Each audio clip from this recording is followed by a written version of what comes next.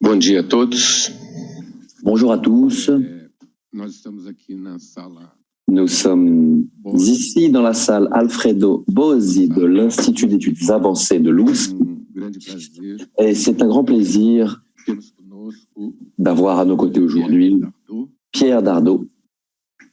Colega de França. Pierre Dardot, qui est un collègue donc, de France. Bastante conhecido, Il est déjà assez connu ici au Brésil. já com alguns livros publicados. Certains de ses ouvrages ont déjà été publiés au Brésil, notamment ses ouvrages avec Christian Laval, Christian Laval, A Nova Razão do Mundo. La Nouvelle Raison du Monde. Je crois que ça a été son premier ouvrage qui a été publié ici, Depois, aux maisons d'édition Boitempo. também pela Boitempo, publicou Ensuite, d'autres ouvrages ont été uma outra edição. publiés. L'Ombre d'Octobre, je crois, a été publié par une autre maison d'édition également. Agora estamos esperando Et actuellement, nous attendons un ouvrage qui va être publié aux maisons d'édition, o processo chez une autre maison d'édition, político chileno. concernant le processus politique chilien. Et aujourd'hui, Dardot vai nos le professeur Dardot va nous parler sobre de, a crise de la crise politique en France et va proposer une comparaison avec ce qui se passe au Chili. Nós vamos proceder assim. Nous allons procéder de la façon suivante. Le professeur Dardot va Depois, a palavra faire un exposé et ensuite la parole va circuler avec para os presentes aqui les participants qui sont présents, nessa conversa. va circuler parmi ces participants donc, qui sont présents ici. Merci donc Monsieur Dardot. Brasil, Merci d'être venu au Brésil. Merci de nous rendre visite une fois de plus. Et d'ailleurs, Pierre, je crois que vous allez au Chili après. acompanhar também o que Vous allez suivre ce qui se passe également au Chili actuellement. Quoi qu'il en soit, on va profiter de sa présence pour pouvoir discuter un petit peu mieux, nous, de ce qui se passe, no. en tout cas actuellement, Então, au eu Chili. passo a palavra para o professor. Voilà, je passe la parole au professeur Dardot. Merci. Bonjour à tous, rebonjour pour certains d'entre vous que j'ai déjà vus hier. Et je fais aujourd'hui un exercice un peu difficile, qui est un exercice de comparaison, puisque ça a été dit par Cicéron d'une manière tout à fait juste, c'est une comparaison entre les cas du Chili et de la France. Mais autant le dire tout de suite, ce sont des cas qui sont très différents. Et la question est d'autant plus difficile que ce sont des cas très différents. Et quand on parle de comparaison, on présuppose toujours qu'il y a quelque chose de commun, sinon il n'y aurait pas de comparaison possible. Et la question qu'il faut se poser, c'est ici de savoir ce qu'il y a de commun. Puisque précisément, il y a deux situations nationales très différentes, deux histoires nationales très différentes, une forme de néolibéralisme très différente, donc deux néolibéralismes dont les visages et les aspects sont très différents. Et ça pose la question de savoir s'il y a véritablement quelque chose de commun. Alors on peut tout de suite répondre en disant qu'il y a quelque chose de commun qui s'appelle le néolibéralisme. Mais en même temps, ce néolibéralisme revêt des formes différentes. Et donc la question de la comparaison se pose d'autant plus crûment et directement qu'on pourrait se demander, mais y a-t-il vraiment une unité du néolibéralisme quand on fait la comparaison entre le cas de la France et celui du Chili? Parce que finalement, si on regarde l'histoire, 1973, on va bientôt commémorer donc le 50e anniversaire du golpe de Pinochet. 1973, c'est ce que l'on peut appeler la première contre-révolution néolibérale. Les choses se mettent en place en 1975, mais le coup d'État se fait en 1973. Tandis qu'en France, il faut attendre 1974-1981, toute la période qui est celle des gouvernements néolibéraux de Giscard. Giscard d'Estaing, et puis Raymond Barre. Et évidemment, ce sont des formes qui sont très différentes. Il n'y a pas de coup d'État. Il n'y a pas de coup d'État comparable à celui qui s'est produit en 1973. Et puis, il y a surtout des différences sur le plan des références doctrinales. Parce que si on regarde le néolibéralisme à partir des doctrines, on s'aperçoit que ces doctrines sont plurielles. Il y en a beaucoup. elles sont différentes. Notamment, il y a deux grands courants. Vous avez ce qu'on appelle le néolibéralisme austro-américain, auquel on rattache les noms de Hayek, de Ludwig von Mises, pour ne citer que ces deux-là, qui sont des noms très importants, qui vont influencer notamment les Chicago Boys. Il faut rajouter le nom de Milton Friedman. Ça fait donc déjà un certain nombre de personnes qui ne sont pas toujours d'accord entre elles. Donc sur le plan de la doctrine, on peut dire qu'il y a à la fois quelque chose de commun et en même temps des différences à l'intérieur. Et puis il y a une autre branche du néolibéralisme qui est très importante pour la France, qui est ce qu'on appelle l'ordolibéralisme, c'est-à-dire le néolibéralisme allemand. Ordo, qui vient du latin, qui signifie ordre, et le nom tout à fait particulier que le néolibéralisme allemand a pris très tôt, très très tôt. Lorsque Raymond Barre est ministre, il accorde un entretien à des journalistes pour expliquer que lui, il se réclame de l'économie sociale de marché. Alors, économie sociale de marché, c'est une expression à laquelle on doit prêter attention. Économie sociale de marché, c'est l'expression dont se servent les ordolibéraux allemands. Leur programme se laisse résumer par cette expression économie sociale de marché. Raymond Barre fait référence, alors qu'il est Premier ministre de Giscard d'Estaing, il fait référence à cette notion-là et il dit « Je suis, moi, un partisan de l'économie sociale de marché.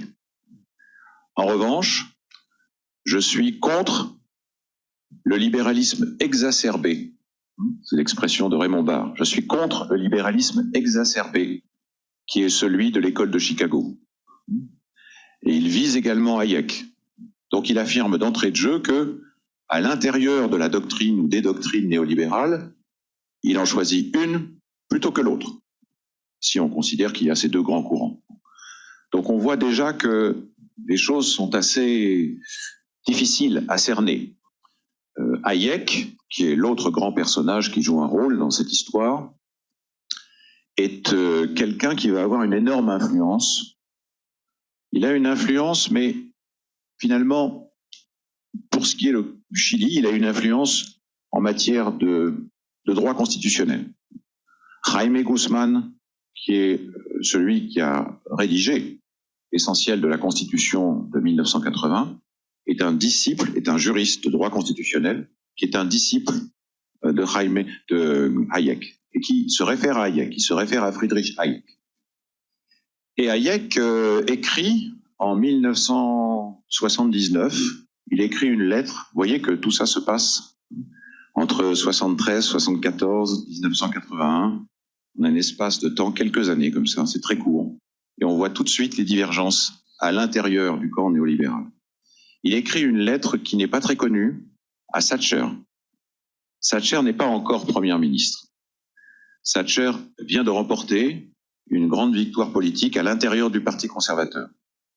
Elle devient la dirigeante du Parti conservateur en Grande-Bretagne. Hayek lui écrit, nous sommes en août 1979. Hayek écrit une lettre à Margaret Thatcher en lui conseillant d'adopter des solutions radicales. Je dis bien d'adopter des solutions radicales. Et il se plaint auprès de Margaret Thatcher que l'influence de Milton Friedman est trop grande. Les Tories, les conservateurs britanniques, dit-il, accordent trop d'importance aux théories monétaristes de Friedman. Il ferait mieux d'appliquer les recettes que moi je préconise. Ces recettes sont radicales parce que je sais très bien que ça va entraîner un nombre incalculable de faillites d'entreprises, de pertes d'emplois, de gens qui vont être à la rue. Mais c'est le prix à payer. Il faut le faire. Il dit ça, il préconise. Donc il dit attention, vous allez devenir Premier ministre, vous allez être chef du gouvernement. Il faut absolument que vous appliquiez d'entrée de jeu, sans perdre de temps, tout de suite. Même si c'est un choc, même si c'est très mal socialement, il faut le faire. Si vous tardez, vous allez devoir composer avec d'autres intérêts et vous allez perdre finalement l'atout que vous avez entre les mains du fait de la surprise. tout le monde s'attendait à ce qu'elle remporte les élections, mais le fait de pouvoir mettre en place ces mesures radicales, tout de suite, ça représentait pour Hayek quelque chose d'absolument fondamental. Et elle lui répond. Et la réponse est au moins aussi intéressante que la question. Parce que Thatcher dit à Hayek qu'elle ne peut pas appliquer les méthodes radicales qu'il préconise. Et lorsqu'il parle des méthodes radicales, Hayek se réfère au Chili. Il dit à Margaret Thatcher, vous devriez imiter l'exemple du Chili. Et Thatcher répond en disant, je ne peux pas. Je ne peux pas parce que vous n'ignorez pas que la Grande-Bretagne a un régime politique assez différent, que c'est une démocratie, qu'elle est habituée à un certain nombre de débats parlementaires et qu'on ne peut pas procéder comme les Chiliens ont procédé. Donc c'est une fin de non-recevoir, si vous voulez. C'est une manière de lui dire non, je ne pourrai pas et je n'imiterai pas le cas du Chili. Mais elle ne le fait pas en condamnant la dictature de Pinochet. Elle le fait au nom de l'histoire nationale particulière qui est celle de la Grande-Bretagne. Donc c'est en cela que c'est intéressant, le fait qu'elle dise cela comme ça, en ces termes-là. Et puis, il y a d'autres choses qui se passent. Si j'enjambe comme ça les années, il y a quelques années de ça, Édouard Philippe, qui était le premier ministre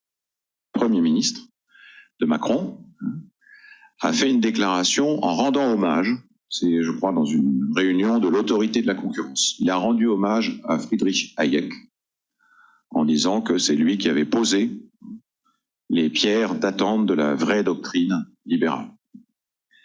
Édouard Philippe, Premier ministre de Macron, qui rend hommage à Hayek. Raymond Barre, plusieurs années avant, se distingue justement de l'école de Chicago et de Hayek en disant « moi je me réclame de l'économie sociale de marché ». Vous voyez qu'on a des références qui varient, des références doctrinales qui varient.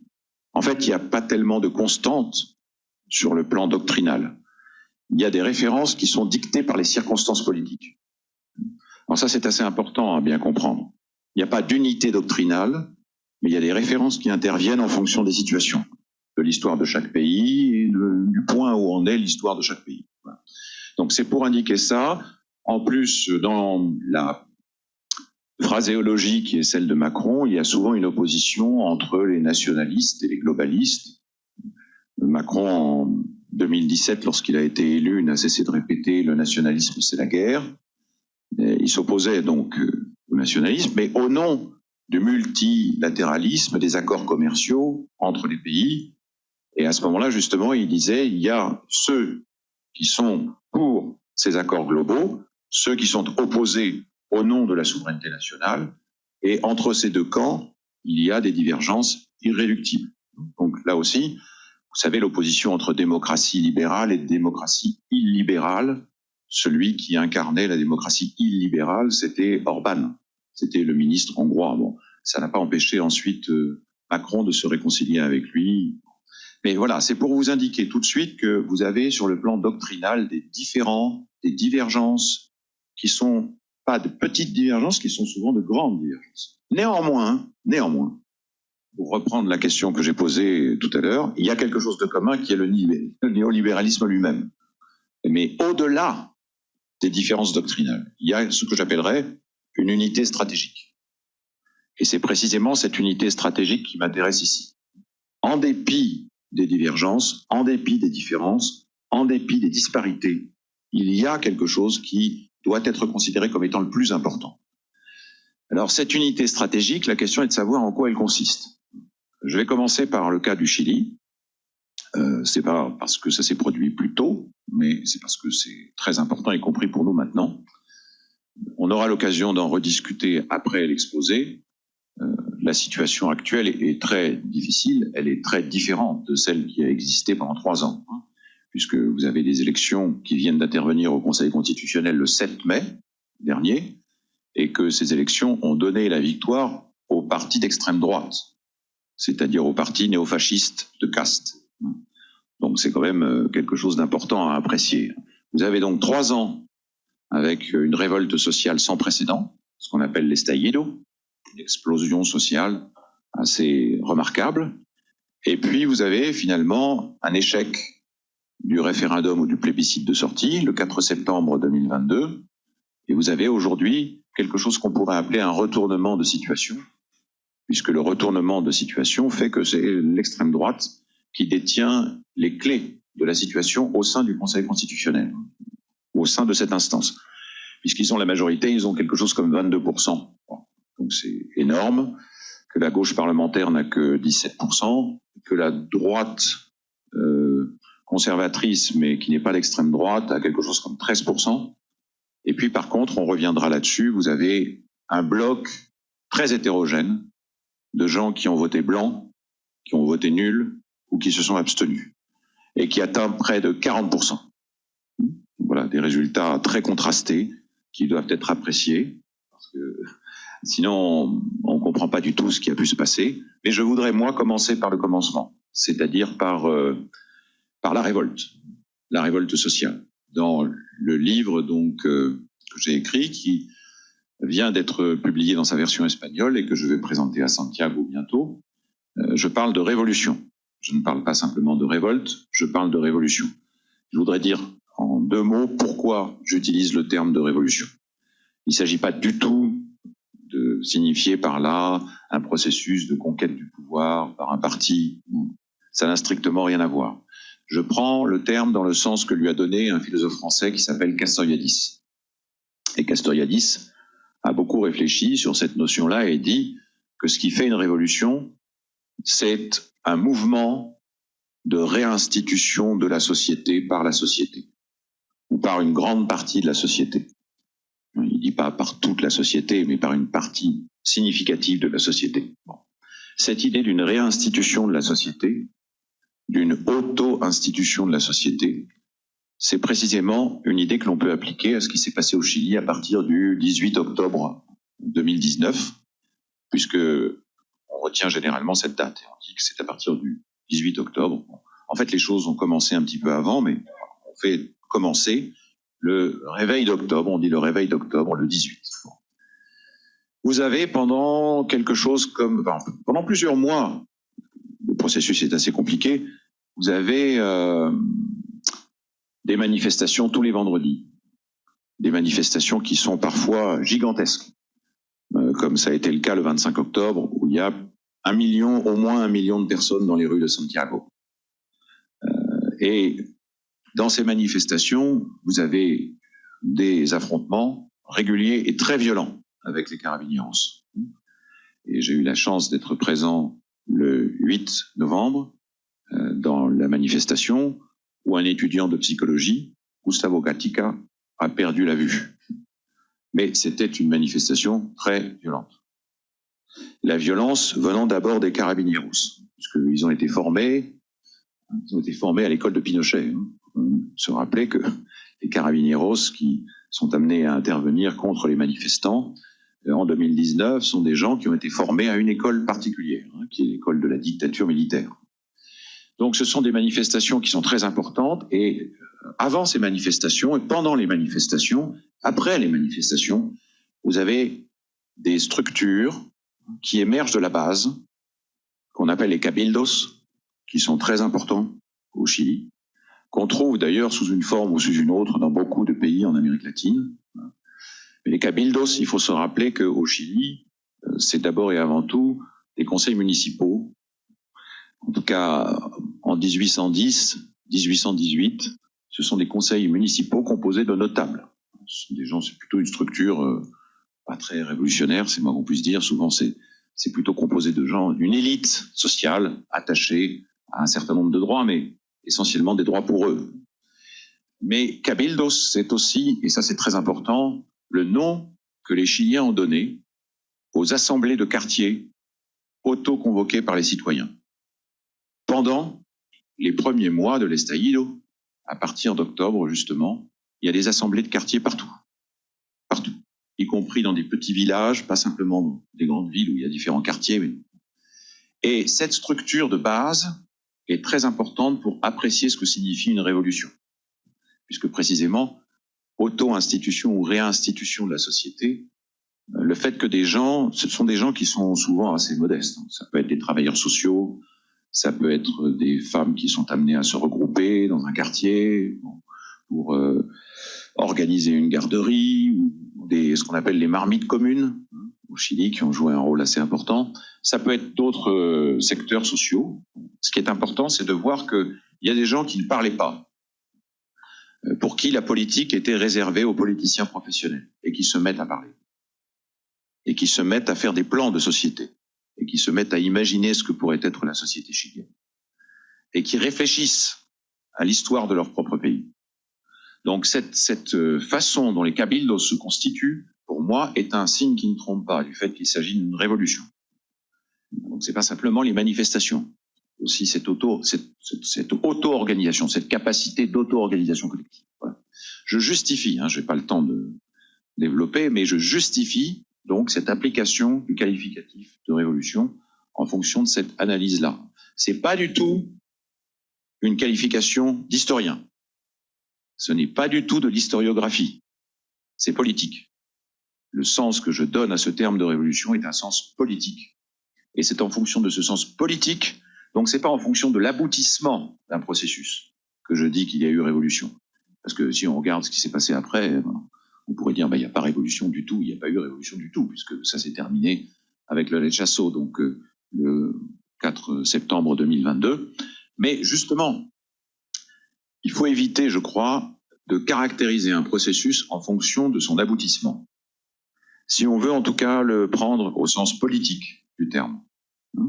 Sinon, on dira à ce moment-là, il y a une révolution parce que les rapports de propriété ont été renversés, parce que la propriété collective des moyens de production a été instaurée, etc. Mais c'est pas ça du tout qui m'intéresse. Pas du tout. Il n'y a pas eu non plus de conquête du pouvoir d'État au sens classique du terme, donc il n'y a pas eu de transformation des rapports de production, il n'y a pas eu de transformation de la structure étatique. Et pourtant, je n'hésite pas à parler de révolution.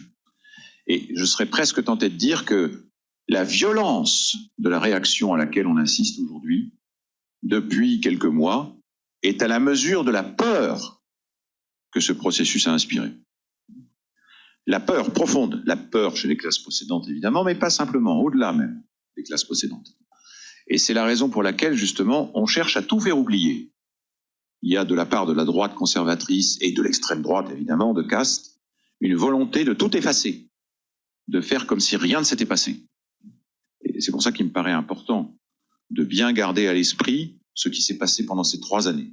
Et ça concerne la gauche au Chili, ça concerne la gauche au Brésil, ça concerne la gauche en France et en Europe de manière générale. Il y a des leçons à tirer, sur lesquelles on pourra revenir.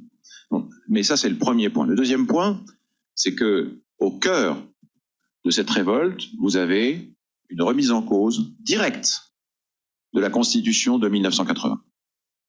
Quand je suis arrivé début novembre, j'étais frappé de voir que la revendication de la nouvelle Constitution, d'une nouvelle Constitution, était portée par tous les manifestants. C'est une revendication centrale, parce que qui dit nouvelle Constitution dit constituante pour élaborer cette nouvelle Constitution. Et c'était partout.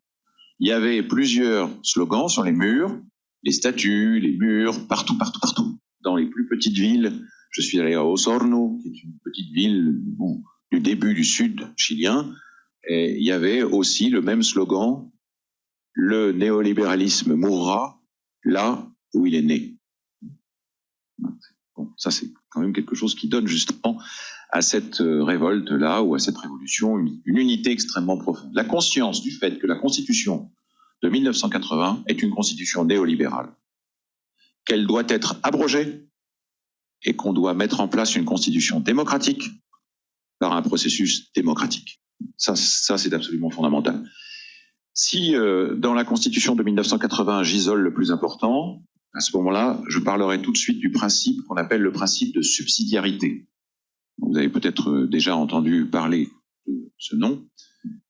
C'est une doctrine très ancienne qui vient de l'Église catholique et d'une encyclique de Rerum Novarum, peu importe en l'occurrence, mais ça a été, comment dirais-je, du point de vue de l'élaboration, ça a été changé, transformé, dans un sens complètement néolibéral. En 1890, même avec le pape qu'il y avait, il n'était pas question de néolibéralisme. En revanche, dans le Chili des années 1970, après le coup d'État, il est question en effet du néolibéralisme. Et le principe de subsidiarité, c'est le cœur de la constitution pinochetiste.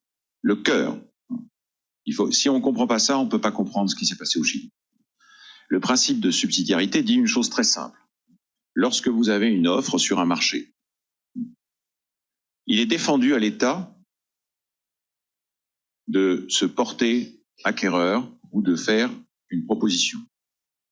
Sauf s'il est prouvé préalablement que les marchés privés ne peuvent pas faire mieux.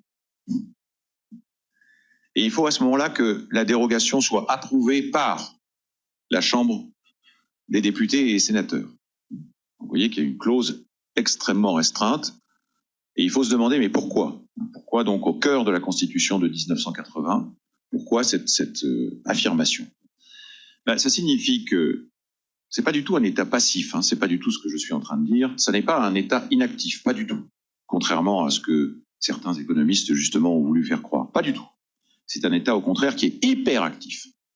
Marcus Taylor, un Canadien qui a écrit un petit livre très remarquable sur le Chili, a parlé d'un énorme effort constructiviste, en disant que l'État pinochetiste, l'État de la dictature militaire de Pinochet, est un État qui n'est pas resté passif du tout. Alors qu'est-ce que ça veut dire énorme effort constructiviste ? Ça veut dire que c'est un État qui intervenait en amont. Il n'intervenait pas directement dans les marchés pour faire une offre concurrente, meilleure que les autres. Il intervenait en amont pour créer les conditions de la concurrence optimale. Et ça, c'est l'État néolibéral. L'État néolibéral, ce n'est pas un État qui ne fait rien. C'est un État qui choisit d'intervenir en amont pour créer les conditions de la concurrence la plus optimale entre les entreprises, entre les universités, entre les hôpitaux, entre, etc., etc. Et c'est ce qui s'est passé. C'est exactement ce qui s'est passé. Donc, on a construit les conditions de la concurrence pour permettre d'édifier des marchés.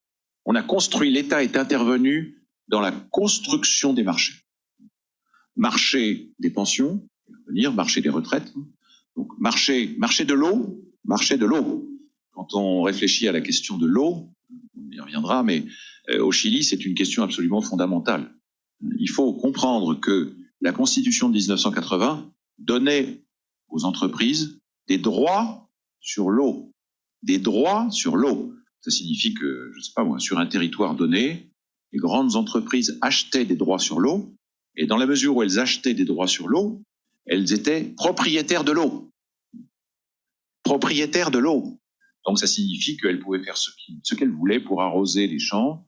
L'agrobusiness en profitait, bien sûr, et les habitants, par contre, des campagnes étaient directement pénalisés. Donc il faut savoir tout ça. Donc marché de l'eau, marché des pensions, marché, bien sûr, de l'immobilier, dans des proportions gigantesques. Mais tout cela est en jeu, et lorsque vous avez la démocratie électorale qui revient en 1990, vous avez donc les premiers présidents démocrates chrétiens qui sont élus. Sur le fond de la Constitution, rien n'est changé. Absolument rien. Le socle demeure, le principe de subsidiarité demeure, le marché sur l'eau demeure, les entreprises, les grosses entreprises qui peuvent se le payer acquièrent des droits sur l'eau qui les rendent propriétaires de l'eau, etc., etc. Et puis, il faut même dire, j'ai pas le temps d'insister là-dessus, mais il faut dire que les gouvernements qui vont succéder ensuite sont des gouvernements qui vont, au contraire, introduire des réformes qui vont accentuer le caractère néolibéral de certaines dispositions. En particulier pour les fonds de pension, puisque ça a été dit, alors vous avez un système qui s'appelle le système des AFP au Chili, qui est le système des administrateurs de fonds de pension. Ce sont des entreprises privées qui gèrent les cotisations des travailleurs. Elles gèrent les cotisations des travailleurs. Au début, il y en a 4, 5. Ensuite, il y en a 11, 12. Ça revient à 6. Mais ce sont des entreprises qui sont en concurrence les unes avec les autres pour la gestion des cotisations des travailleurs. Et c'est présenté comme une grande victoire du capitalisme populaire par un monsieur qui s'appelle José Piñera, qui n'est autre que le frère aîné du président Sebastián Piñera, celui qui était précisément au pouvoir lorsque l'estallido a éclaté. Donc il faut se rappeler tout ça. Vous avez des petites mesures, bon, mais rien n'est remis en cause sur le fond. Et même, il faut dire, vous avez quelque chose, ça c'est remarquable comme exemple, c'est le crédit avec l'aval de l'État. Je traduis littéralement l'expression espagnole. Le crédit avec l'aval de l'État, ça veut dire que l'État, les banques vont prêter aux étudiants. Parce que chacun sait que les étudiants ont besoin d'argent pour financer leurs études. Les banques vont prêter aux étudiants. Et l'État va se porter garant. L'État se porte garant auprès des banques des prêts qui sont consentis aux étudiants par les banques. Admirable. Donc le crédit avec l'aval de l'État, c'est vraiment une pièce maîtresse du jeu néolibéral de l'État. Ça vous montre comment l'État néolibéral intervient, de quelle manière il intervient. Et encore une fois, il n'est pas du tout passif. Donc voilà, ce que je voudrais dire simplement, c'est que cet État néolibéral n'est pas un État minimal. Je n'aime pas du tout l'expression d'État minimal. D'abord parce qu'elle existe dans la doctrine d'un certain Nozick, qui est un philosophe qui parle d'État minimal, mais l'État minimal, c'est ce qu'il souhaiterait. Il n'est pas exactement un néolibéral comme les autres, il est plus à droite, si je puis dire. Lui, il considère que tout doit dépendre du marché et à la limite, l'État lui-même doit être une entreprise de sécurité parmi les autres. C'est tout. C'est pas ça, hein. Le rôle qu'a joué l'État de Pinochet n'est pas du tout celui d'un État minimal. C'est un État qui est à l'offensive dans la construction des marchés par la création de conditions favorables et propices à la concurrence. Donc ça, il faut bien le comprendre. Deuxième point, parce que j'ai pas tellement le temps, c'est la façon dont les mouvements sociaux ont été directement en jeu dans la constituante qui a été élue, donc le 25 octobre, c'est le référendum d'entrée, ce qu'on appelle le plébiscite d'entrée. Et puis vous avez ensuite les élections les 15 et 16 mai de l'année suivante, qui vont permettre d'élire des délégués à la constituante. Et petite remarque, c'est pas fait exprès, je suppose que c'est pas délibéré de la part de Newton, ni de la part de Cicéro, mais le titre de mon exposé, c'était le néolibéralisme et la question de la constitution, et pas le néolibéralisme et la question de la constituante. Pour une raison très simple, c'est qu'il y a une constituante au Chili, il n'y a pas de constituante du tout. Ça se saurait en France. Donc la comparaison s'arrêterait là, parce qu'on pourrait dire, il y a une constituante au Chili, une constituante assez importante, mais il n'y a pas de constituante en France. Peut-être qu'il y aura un jour une constituante en France. Mais en tout cas, c'est pas le cas du tout. Alors pas du tout, pour l'instant. Donc, par contre, si on regarde le Chili, on a des mouvements sociaux très puissants. On a les mouvements étudiants, 2006-2011, qui sont très importants. On a le mouvement des Mapuche, qui n'est pas un mouvement homogène, à l'intérieur duquel vous trouvez des courants qui sont très différents les uns des autres, certains préconisant la lutte armée, plus ou moins permanente, d'autres non, des négociations, notamment à l'échelle des municipalités, peu importe. Ce qui me paraît très important, c'est un mouvement qui pose, même s'il est hétérogène, il pose la question des fondations de l'État chilien. L'État chilien a été fondé sur la violence coloniale. Et ce qui est apparu à la plupart des gens qui ont participé aux manifestations pendant ces 3 années, pendant surtout les 2 premières années, c'est justement cette dimension-là qu'on a voulu taire. Il y a beaucoup de Chiliens qui me disent que mais cette fondation de l'État chilien, de l'État-nation chilien sur la violence coloniale, c'est une chose dont beaucoup de gens ne sont pas conscients au Chili. Et pourtant, ça a joué un rôle fondamental. C'est une guerre, alors on parlait de la guerre avec le Pérou et la Bolivie dans le nord, mais il y a une guerre terrible qui s'appelle la guerre de pacification de l'Araucanie dans le sud. Et ça, c'est entre 1860 et 1883. C'est une guerre terrible, génocidaire, exterminatrice. Et il y a des milliers et des milliers de Mapuche qui vont être éliminés, purement et simplement. Et après, la République, la jeune République chilienne va célébrer sa victoire, qui est la victoire de la civilisation. C'est comme ça que, en 1883, ça a été présenté. Donc tout ça doit être bien, comment dirais-je, présent à l'esprit quand on apprécie ces différents mouvements. Et il y a un mouvement, j'en parle là en 3e lieu, mais pour moi c'est le mouvement le plus important, c'est le mouvement féministe. le mouvement féministe a acquis une puissance inégalée dans l'histoire contemporaine du Chili. C'est 2017, 2018 que ça commence à s'affirmer, avec des manifestations extrêmement importantes, très puissantes, 800 000, 900 000, etc. Et surtout en liaison avec l'Argentine. Les féministes chiliennes travaillent continuellement en relation avec les féministes argentines. L'impulsion vient d'Argentine, pour des raisons assez faciles à comprendre, avec le mouvement de la place de Mai, etc. Mais ensuite, c'est repris au Chili, et ça prend la forme d'un combat pour la grève générale féministe. Expression que je trouve assez incroyable, d'une audace assez incroyable, et très juste. Parce qu'il y a beaucoup de gens, notamment, alors, particulièrement les Français, qui grève générale, ça peut pas être féministe, parce que si c'est féministe, c'est pas général, c'est particulier. Ben non, justement, ce qui est intéressant, c'est grève générale féministe. Il y a donc une façon pour le mouvement féministe de reprendre à son compte une orientation qui traverse les couches de la société, qui est une orientation de transversalité. Karina Noales, qui est une des porte-paroles de la coordination du 8M, a utilisé cette expression d'orientation de transversalité. Le mouvement féministe ne parle pas uniquement pour les femmes. Le mouvement féministe parle au nom de la société, bien sûr en défendant les intérêts des femmes, mais au-delà, en émettant et en formulant des revendications qui concernent toute la société. C'est ce qui fait, à mon avis, c'est ce qui fait la puissance inégalée du mouvement féministe pendant toutes ces années. Donc, ceci pour dire quoi? Vous avez une constituante, vous avez des délégués élus, vous avez un débat. Les féministes, les mouvements féministes se demandent est-ce qu'on participe à ce truc-là? Qu'est-ce que c'est que ça, une constituante? Et finalement, elles acceptent de participer parce qu'elles se disent une assemblée constituante, ce n'est pas une institution de l'État. Une assemblée constituante, pardon, oui, je pense au traducteur et à vous. Mais une assemblée constituante, ce n'est pas une institution de l'État central. Une assemblée constituante, c'est là, en l'occurrence, élue par les citoyens, directement, au suffrage universel. Donc, dedans, vous avez plein de délégués qui sont des délégués indépendants. Vous avez notamment des féministes qui investissent l'assemblée constituante. Elle ne s'appelle pas comme ça, mais peu importe, dans la réalité, ça fonctionne comme une constituante. Et elle garde un pied dehors, très prudemment.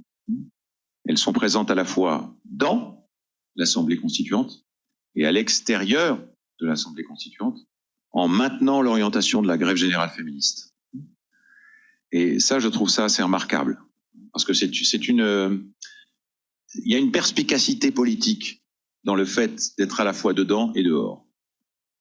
Alors qu'il y a des gens qui ont tendance un petit peu à oublier absolument à quoi l'Assemblée constituante doit son existence. Elle doit son existence à une révolte sociale qui, pour moi, a la portée d'une révolution. Donc, vous avez des mesures, des paragraphes entiers du projet de constitution qui vont être rédigés sur la proposition de ces délégués issus des mouvements sociaux, notamment du mouvement féministe. Ce qui explique la radicalité de certaines des propositions de ce projet de constitution. Mais il me semble qu'il ne faut pas perdre de vue, on va y revenir, mais il ne faut pas perdre de vue le fait que ces mouvements sociaux qui se radicalisent très vite ne sont pas la même chose que la société. Et il y a une différence à maintenir entre le rythme de politisation des mouvements sociaux et le rythme de politisation, ou pas de politisation du tout d'ailleurs, de la société. Les couches de la société ne sont pas amenées à évoluer de la même manière. Donc ça va très très vite en ce qui concerne les délégués des mouvements sociaux et les gens qui de toute façon sont partie prenante des mouvements sociaux. Et au contraire, il y a quelque chose de très conservateur dans des couches profondes de la société qui ne changent pas. Ce qui est assez important pour expliquer ce qui s'est passé ensuite avec le résultat, le rechazo, le 4 septembre. Mais je reviendrai là-dessus, je reviendrai sur les limites du processus constituant, etc. Il y a des choses remarquables. Notamment, il y a la possibilité pour n'importe quel citoyen de proposer ce qu'on appelle des initiatives populaires de normes, IPN. initiative populaire de normes. Quelqu'un peut prendre l'initiative de rédiger une telle initiative. Il suffit qu'il réunisse un quorum de signataires parmi les citoyens.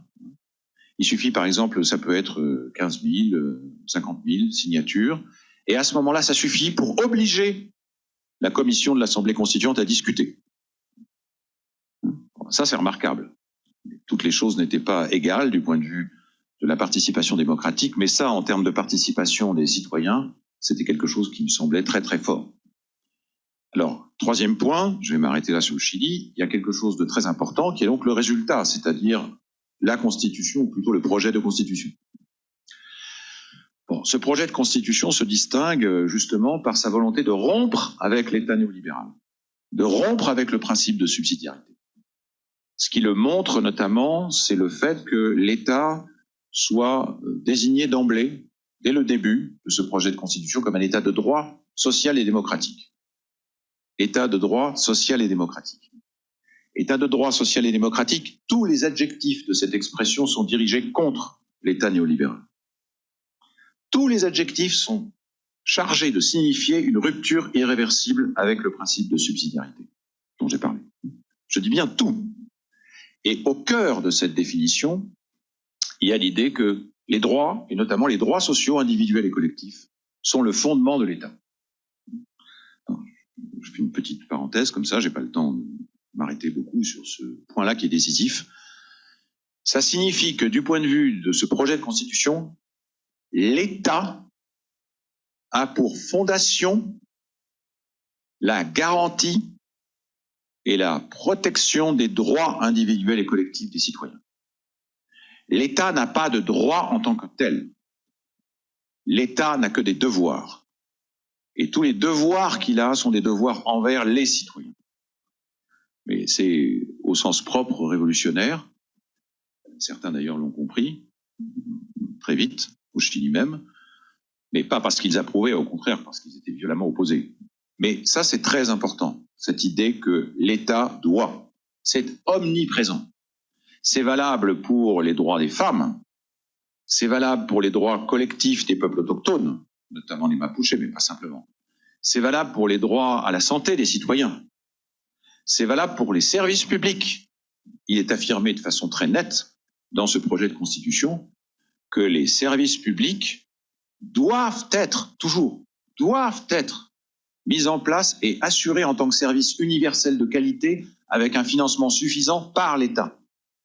L'État doit des services publics aux citoyens. C'est pas l'État manifeste sa puissance en faisant cadeau des services publics. Non, il doit, c'est une dette. C'est un devoir ou une dette. C'est pas facultatif. C'est ce qu'il doit faire parce qu'il est entièrement fondé là-dessus.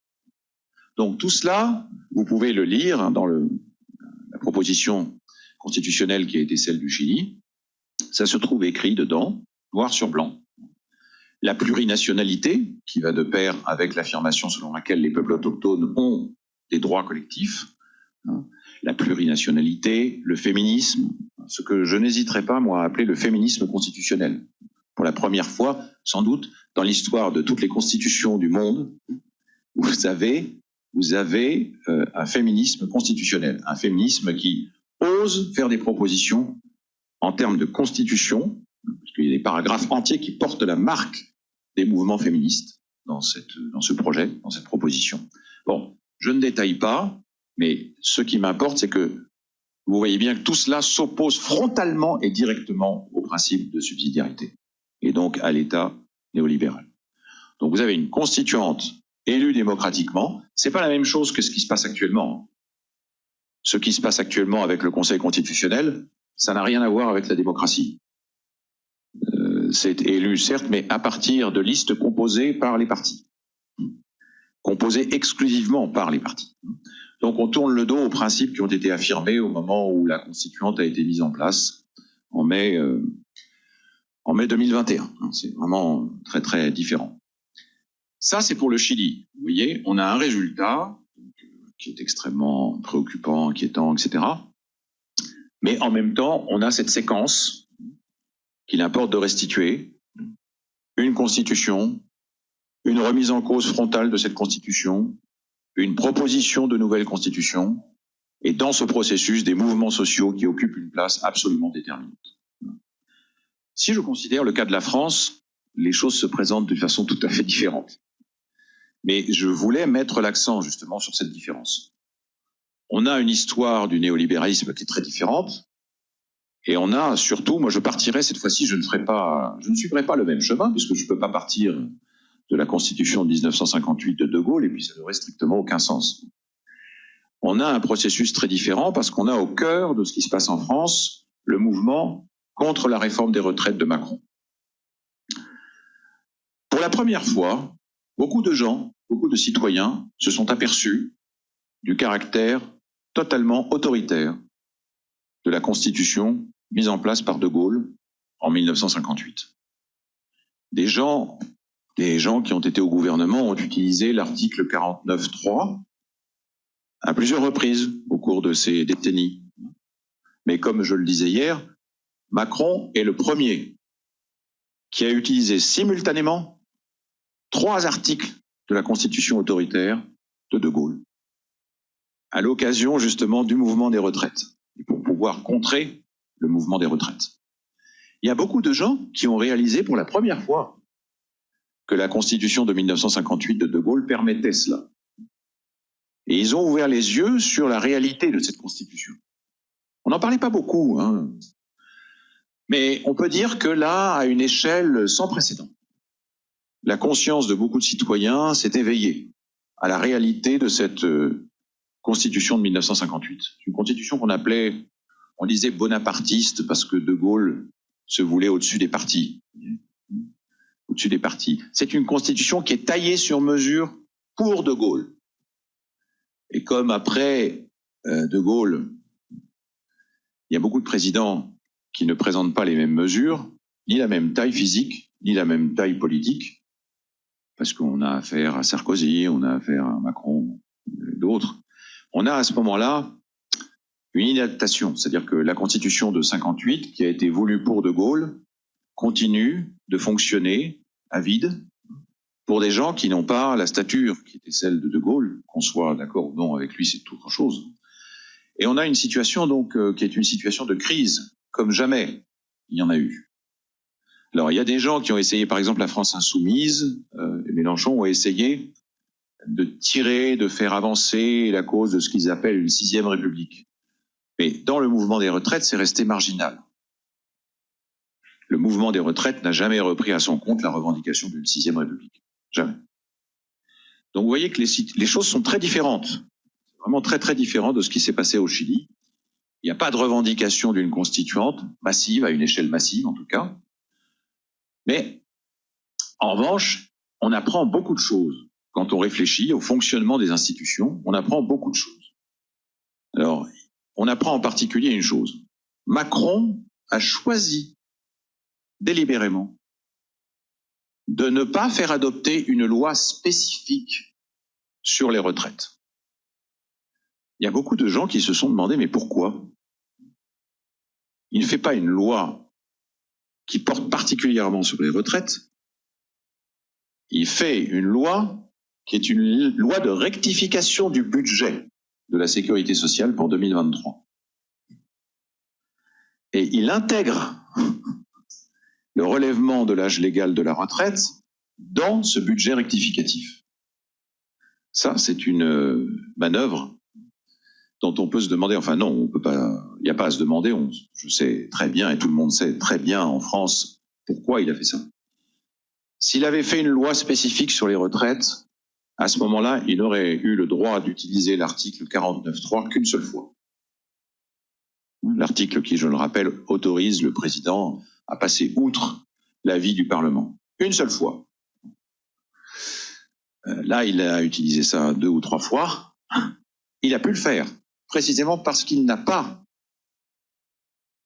du tout fait promulguer une loi sur les retraites, mais une loi de rectification du budget de financement de la sécurité sociale.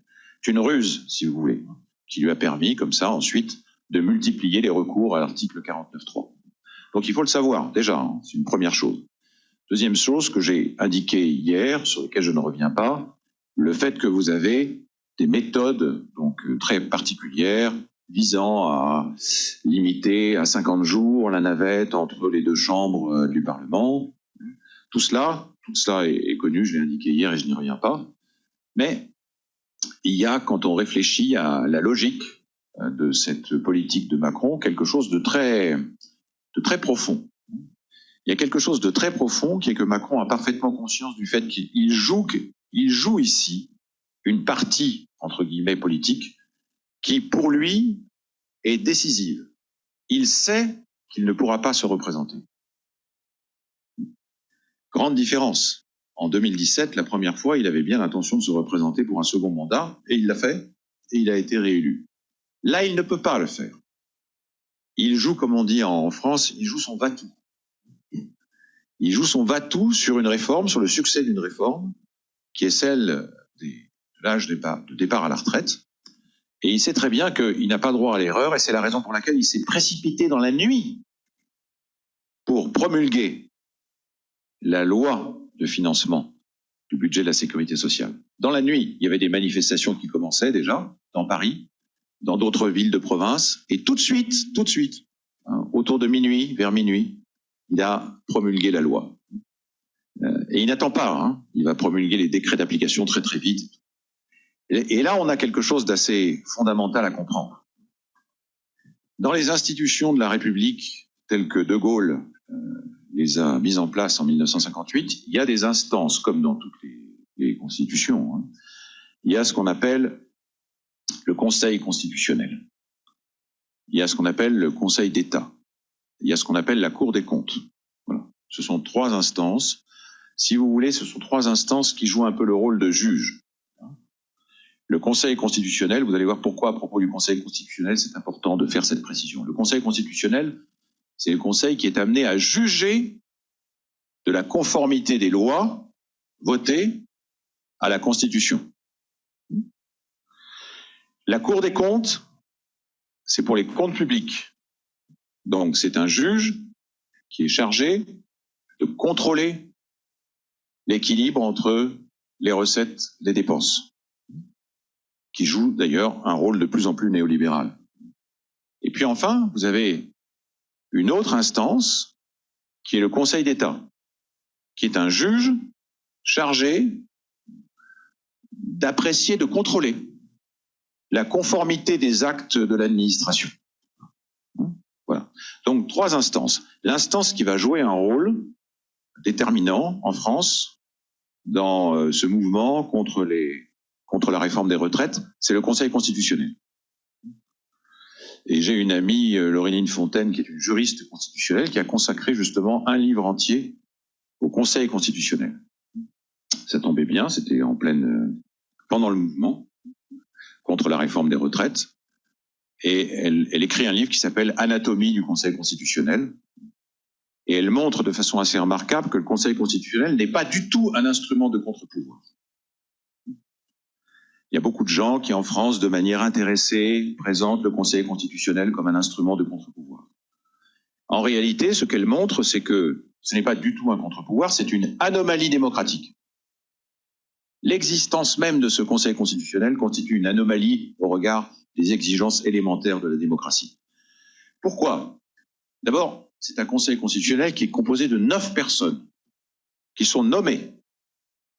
Ces 9 personnes qui sont nommées peuvent se voir adjoindre d'anciens présidents de la République. Donc, en général, la moyenne d'âge est assez élevée. Ensuite, les conditions de recrutement et les conditions de fonctionnement de ce Conseil constitutionnel sont restées les mêmes qu'en 1958. Je dis bien, sont restées les mêmes qu'en 1958 au moment du coup d'État de De Gaulle. Donc, cette constitution a été votée en 1962, mais là, vous avez un Conseil constitutionnel que beaucoup de gens, y compris dans l'opposition, s'accordent à présenter comme un conseil très important qui peut jouer le rôle d'un contre-pouvoir. Tout cela est de l'illusion pure et simple. Ce Conseil constitutionnel a été saisi. Il a été saisi par les partis et les syndicats pendant le mouvement sur les retraites. Il a été saisi 2 fois. Il a été saisi une première fois pour qu'il se prononce sur la conformité de la réforme des retraites, enfin, la réforme des retraites qui ne s'appelle pas réforme des retraites, comme je vous l'ai expliqué, la conformité de cette réforme à la Constitution. Le Conseil constitutionnel a rendu son avis et il a dit oui, cette loi est parfaitement conforme à la Constitution. Il y a des gens qui se sont étonnés, qui ont dit il n'a pas joué le jeu, il aurait dû condamner, etc. Non, il est parfaitement dans son rôle. Le Conseil constitutionnel est parfaitement dans son rôle. Il est amené à juger de la conformité de la loi sur le rééquilibrage du budget de la sécurité sociale aux articles de la Constitution de la Ve République. Il dit ça va, c'est conforme, ça n'est pas en contradiction. Voilà. Que voulez-vous qu'il fasse de plus? Il est parfaitement dans son rôle lorsqu'il rend un tel avis. Et deuxième point, assez important, des mouvements demandent auprès du Conseil constitutionnel et disent mais il y a des gens qui demandent un référendum, ce qu'on appelle un référendum d'initiative partagée, RIP. Alors pour ceux qui sont un petit peu au courant, il y a ce qu'on appelle le RIC, qui n'est pas du tout dans la Constitution, pas du tout. C'est le référendum d'initiative citoyenne. Ça, c'était une revendication des Gilets jaunes en France, en 2018-2019. C'est-à-dire, un certain nombre de citoyens demandent, il suffit d'un certain nombre de signatures, par exemple, 500 000, pour qu'on soit obligé de faire un référendum sur ce point-là. Un peu à la Suisse, comme ça se passe dans certains cantons suisses. Ça, c'est le référendum d'initiative citoyenne, RIC. Là, c'est le référendum d'initiative partagée. Ça, c'était en effet quelque chose qui avait été introduit, je crois que sous Sarkozy, dans la Constitution. Là, il suffit que vous ayez 1/5 des parlementaires et que vous ayez 10% de l'électorat, des citoyens, qui s'associent pour déposer un projet dans ce sens-là pour que ce soit légitime et validé. Mais comme on pouvait s'y attendre là encore, le Conseil constitutionnel dit non et rejette la proposition d'un référendum d'initiative partagée. 2 recours, 2 rejets.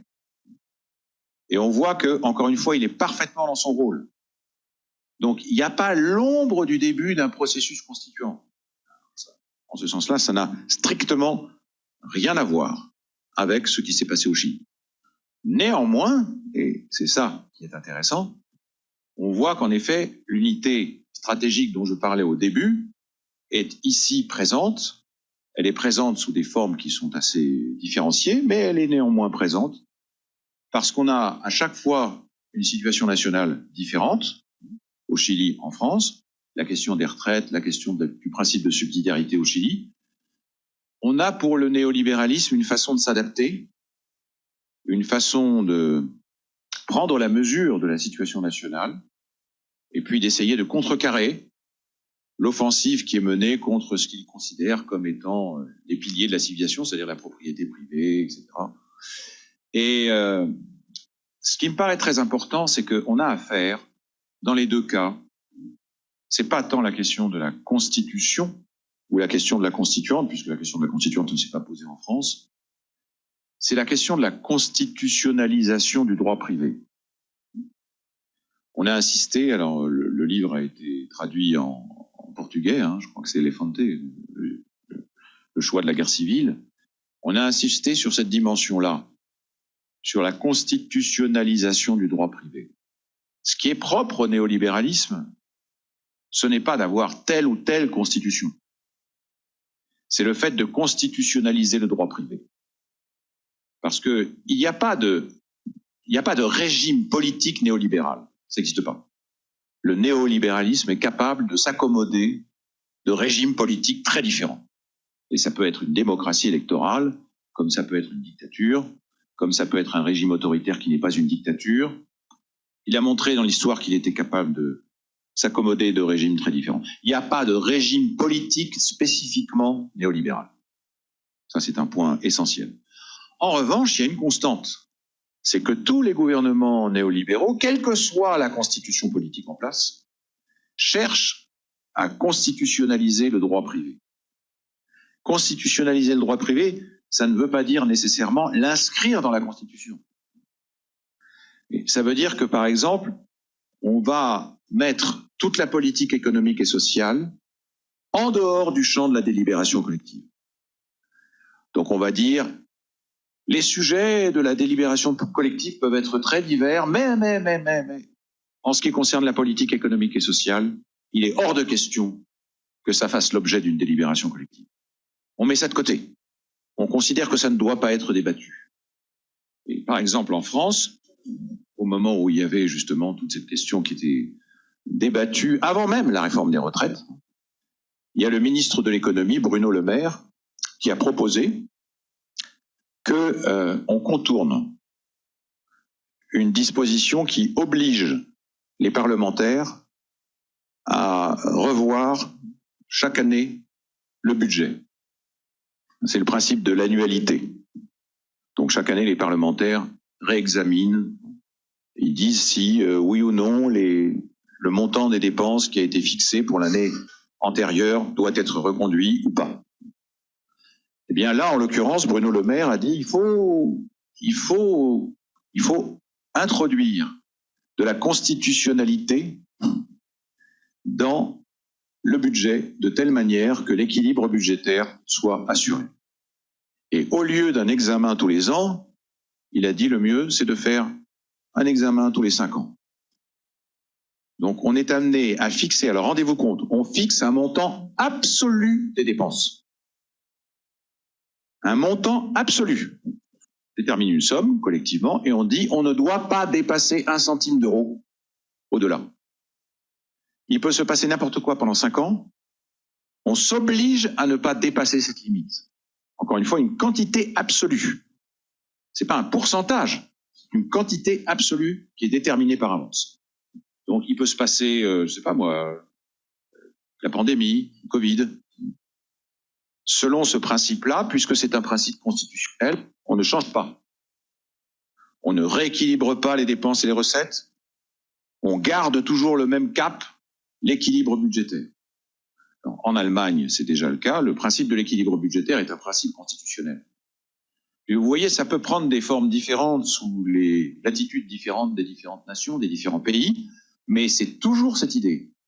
On doit constitutionnaliser. Ça veut dire qu'on doit interdire toute délibération qui porte sur ces points-là. Ce qui est donc spécifiquement néolibéral, c'est le fait de décider par avance de limiter le champ du délibérable. Il y a ce dont on peut délibérer collectivement, il y a ce dont on ne peut pas délibérer collectivement. Voilà. Une délimitation a priori du champ du délibérable. Voilà. Je m'arrête là, mais c'est ce qui me paraît constituer l'unité profonde, l'unité stratégique profonde du néolibéralisme, par-delà les différences doctrinales. Vous voyez, divergences qui sont assez importantes, mais là vous avez une dimension autoritaire, irréductible du néolibéralisme. L'idée que la délibération collective doit être délimitée dans ses frontières, a priori, et qu'on n'a pas le droit de franchir ces frontières.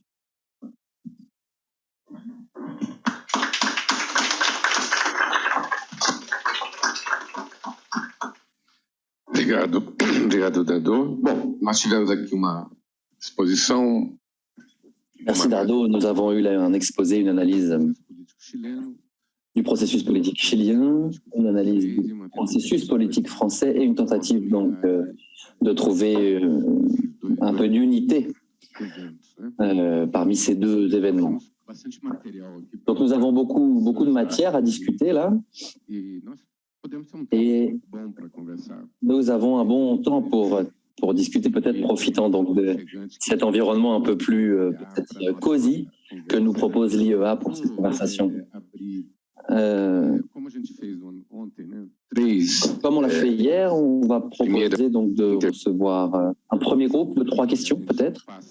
Ensuite, on passera la parole à Dardo pour qu'il réponde. Et ensuite, pendant que Dardo répondra, les autres pourront réfléchir à d'autres questions. On prendra une deuxième tournée de questions. On peut faire comme ça?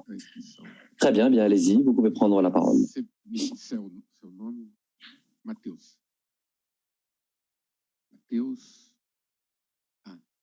Alors, Mateus, Marcos,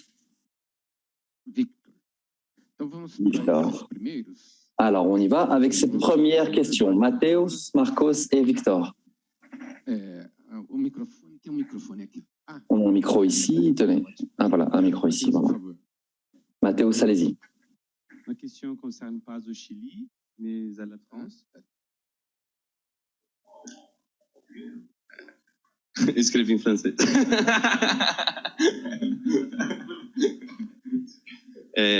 A minha questão diz respeito ao Chile, e sim à França. Ma question est donc sur le Chili, pas vraiment sur la France. Et plutôt par rapport au passé. Je voudrais profiter de votre présence pour vous poser une question qui fait partie de mes recherches d'ailleurs, mais j'espère qu'elle ne sera pas impertinente.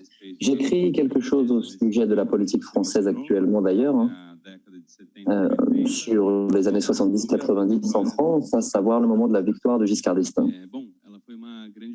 Ça a été une grande surprise, cette victoire pour les Français, puisque l'union de la gauche, malgré de nombreuses disputes, parmi lesquelles il y avait notamment, était vue comme une opportunité extrêmement importante après 40 ans pour que la gauche reprenne le pouvoir. La gauche était favorite, mais la droite a gagné en fin de compte la dispute électorale. Ma question est la suivante. Quelle a été l'importance de cette défaite pour la gauche française de façon générale? Après quelques années, Mitterrand est arrivé au pouvoir, mais il me semble qu'on avait déjà de nouvelles conditions politiques. La CFDT, par exemple, aux côtés de laquelle il y avait les écrits de Rosan Vallon, son engagement en défense des ouvriers polonais. La CFDT a fait un recentrage, c'est-à-dire qu'elle a quitté la gauche, qui serait trop préoccupée par la conquête du pouvoir, entre guillemets, de façon autonome, a commencé à négocier directement avec le nouveau gouvernement néolibéral. Quelque chose de très intéressant des années 70 est visiblement disparu, et je fais ici référence à la deuxième gauche, qui donne une importance donc à l'expérimentation sociale, à une nouvelle conception de la transformation radicale de la société ou de la révolution, comme vous l'avez dit. Donc ma question est, que s'est-il passé avec la gauche pendant ces années de Giscard?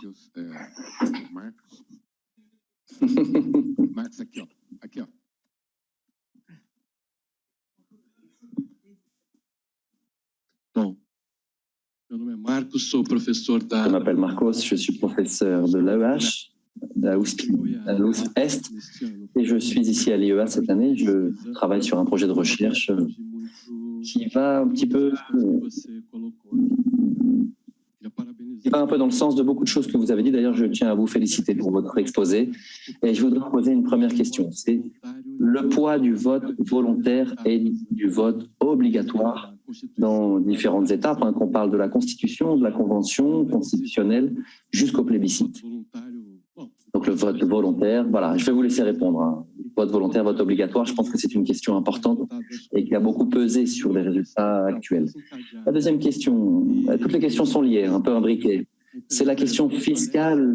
Elle me semble intéressante, cette question, puisqu'elle apparaît dans le premier paragraphe du nouveau texte constitutionnel proposé par l'anti-projet de la Commission. N'est-ce pas? C'est intéressant de remplacer tout ce que vous avez dit. Peut-être c'était le premier paragraphe, disons, révolutionnaire de la Constitution rejetée, rechazada, qui a été donc substituée, remplacée un peu comme si elle remettait un peu le Chili sur les rails. C'est un peu ça le message du nouvel anti-projet. Il faudrait que vous nous parliez un petit peu de ça, puisque je voudrais savoir comment ça nous donne l'impression, comme un peu un jeu de genre on reprend à zéro. Vous voyez, quand on a perdu la partie, on reprend à zéro. Donc en tout cas, c'est une question importante pour l'analyse que de parler du processus comme un processus révolutionnaire. En effet, je pense que ça a été un processus révolutionnaire qui laisse des marques profondes. Ne serait-ce que la question de la parité de la commission, c'est un peu le résultat de cela aussi. La parité devient une clause importante au Chili à partir de maintenant. La question de l'environnement, d'autres questions également. Maintenant, cette constitution rechazada, est-ce qu'elle va devenir, elle va laisser quelque chose, elle va rester un document historique, un manifeste latino-américain peut-être de la façon dont les choses pourraient être? Est-ce que c'est ça? Puisqu'en fin de compte, la première ligne de la constitution rechazada, elle parle de tout ce que vous avez dit, Elle se dit antilibérale, elle dit que le Chili est plurinational, etc. C'est la première ligne, ça, si je ne me trompe pas. La première page termine de bien vivre. Il y a un chapitre sur les droits de la nature qui ne se confondent pas avec les droits humains. Il y a un chapitre qui s'appelle Buen Gobierno, bon gouvernement. Il y a une série de questions en fait qui sont soulevées et qui nous donnent l'impression de voir la Constitution rechazada comme une espèce de document qui est plutôt un manifeste latino-américain de la façon dont les choses pourraient être dans le cas du mouvement anti-néolibéral. Merci.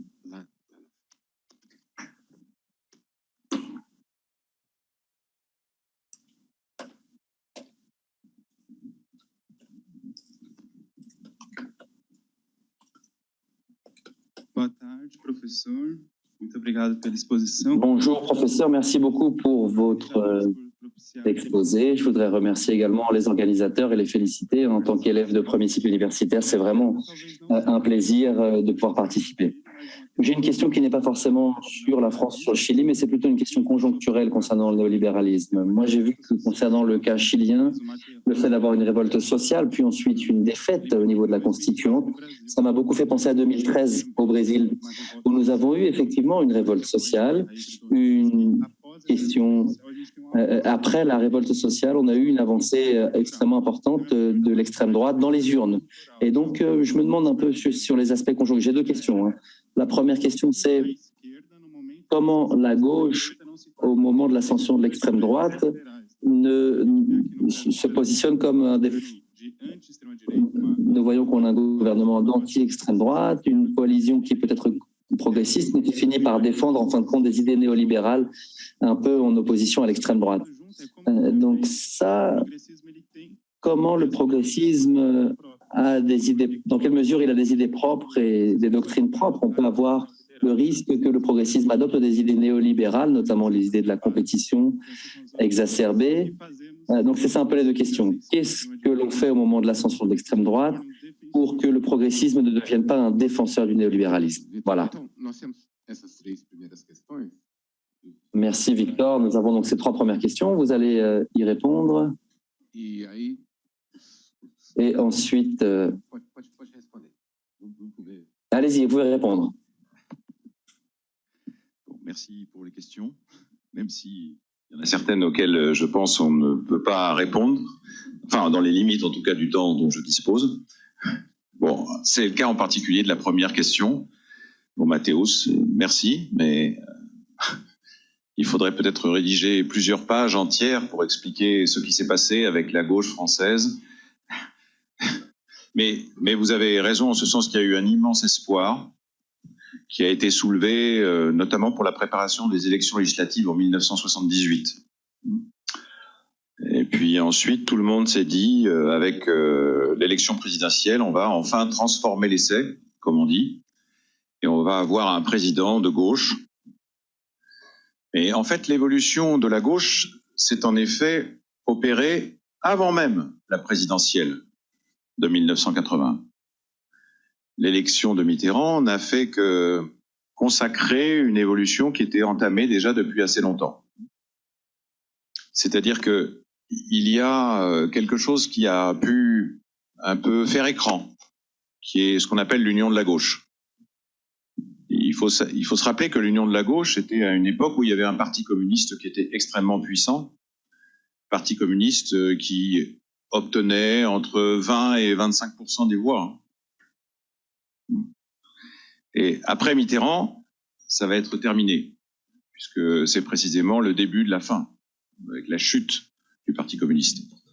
Mais là, on a un accord de gouvernement entre les partis de gauche, qui s'appelle l'Union de la gauche, mais en même temps, à l'intérieur du Parti socialiste et de certaines organisations de gauche, il y a un changement qui s'opère, qui prélude déjà à ce qui deviendra une manière de néolibéralisme.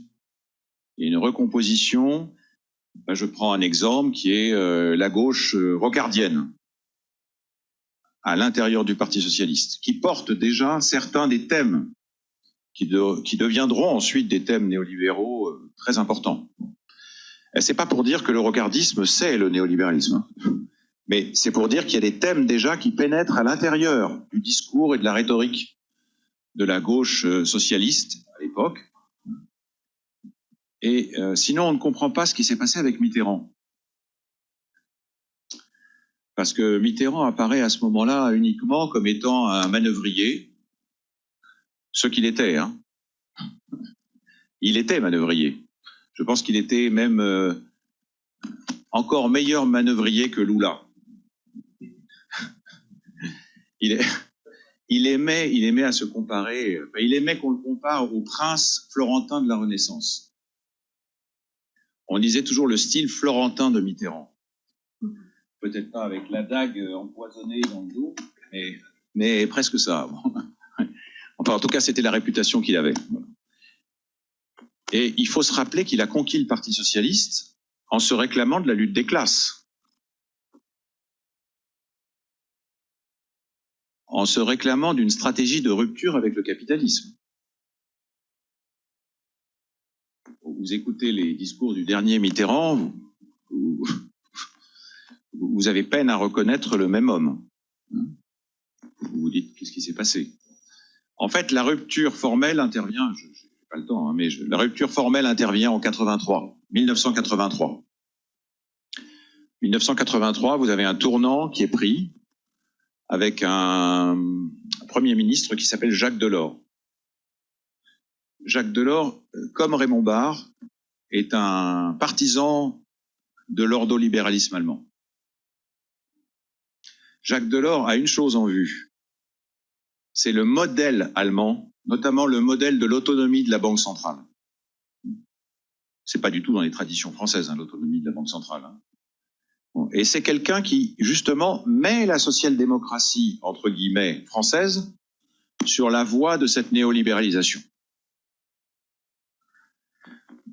Mais il ne peut le faire que parce que tout ceci avait déjà été préparé en amont par une évolution à l'intérieur du Parti socialiste. Et à ce moment-là, vous avez des gens qui reprennent des discours d'austérité. Il faut absolument éviter que les dépenses publiques ne dérapent. Il faut contrôler tout ça. Bon, c'est déjà une manière de néolibéralisme. Il faut se rappeler, hein, si vous avez l'occasion, vous avez des sommets internationaux où vous avez Reagan, Mitterrand et Thatcher. Très important à l'époque. Hein. Tout ça, on n'y fait pas attention sur le coup, hein. Moi-même. Mais c'est vraiment une manière pour le Parti socialiste, la gauche française, Mitterrand, etc., une manière de reprendre finalement les grands thèmes du néolibéralisme. Ça fait partie des agendas qui sont les agendas internationaux. Donc il faut imaginer, effectivement, quand on réécoute ça, Mitterrand écoutant Thatcher, opinant du chef, approuvant les déclarations de Thatcher, bon, voilà, ça fait partie de la réalité historique. Donc, vous voyez, ce sont des choses. Bon. Mais encore une fois, ceci a été préparé en amont, avant. Donc, si j'ai un conseil à vous donner, c'est effectivement de faire attention à ce qui se passe entre 1972 et 1978, les élections législatives. Donc, la déception des élections législatives en 78. Et tout ce qui se passe entre 72 et 78, c'est un processus de recomposition de la gauche française qui est très important et qui va être déterminant pour la suite. Avant l'élection de Mitterrand en 1980. Là, je peux pas faire plus. Hein, mais...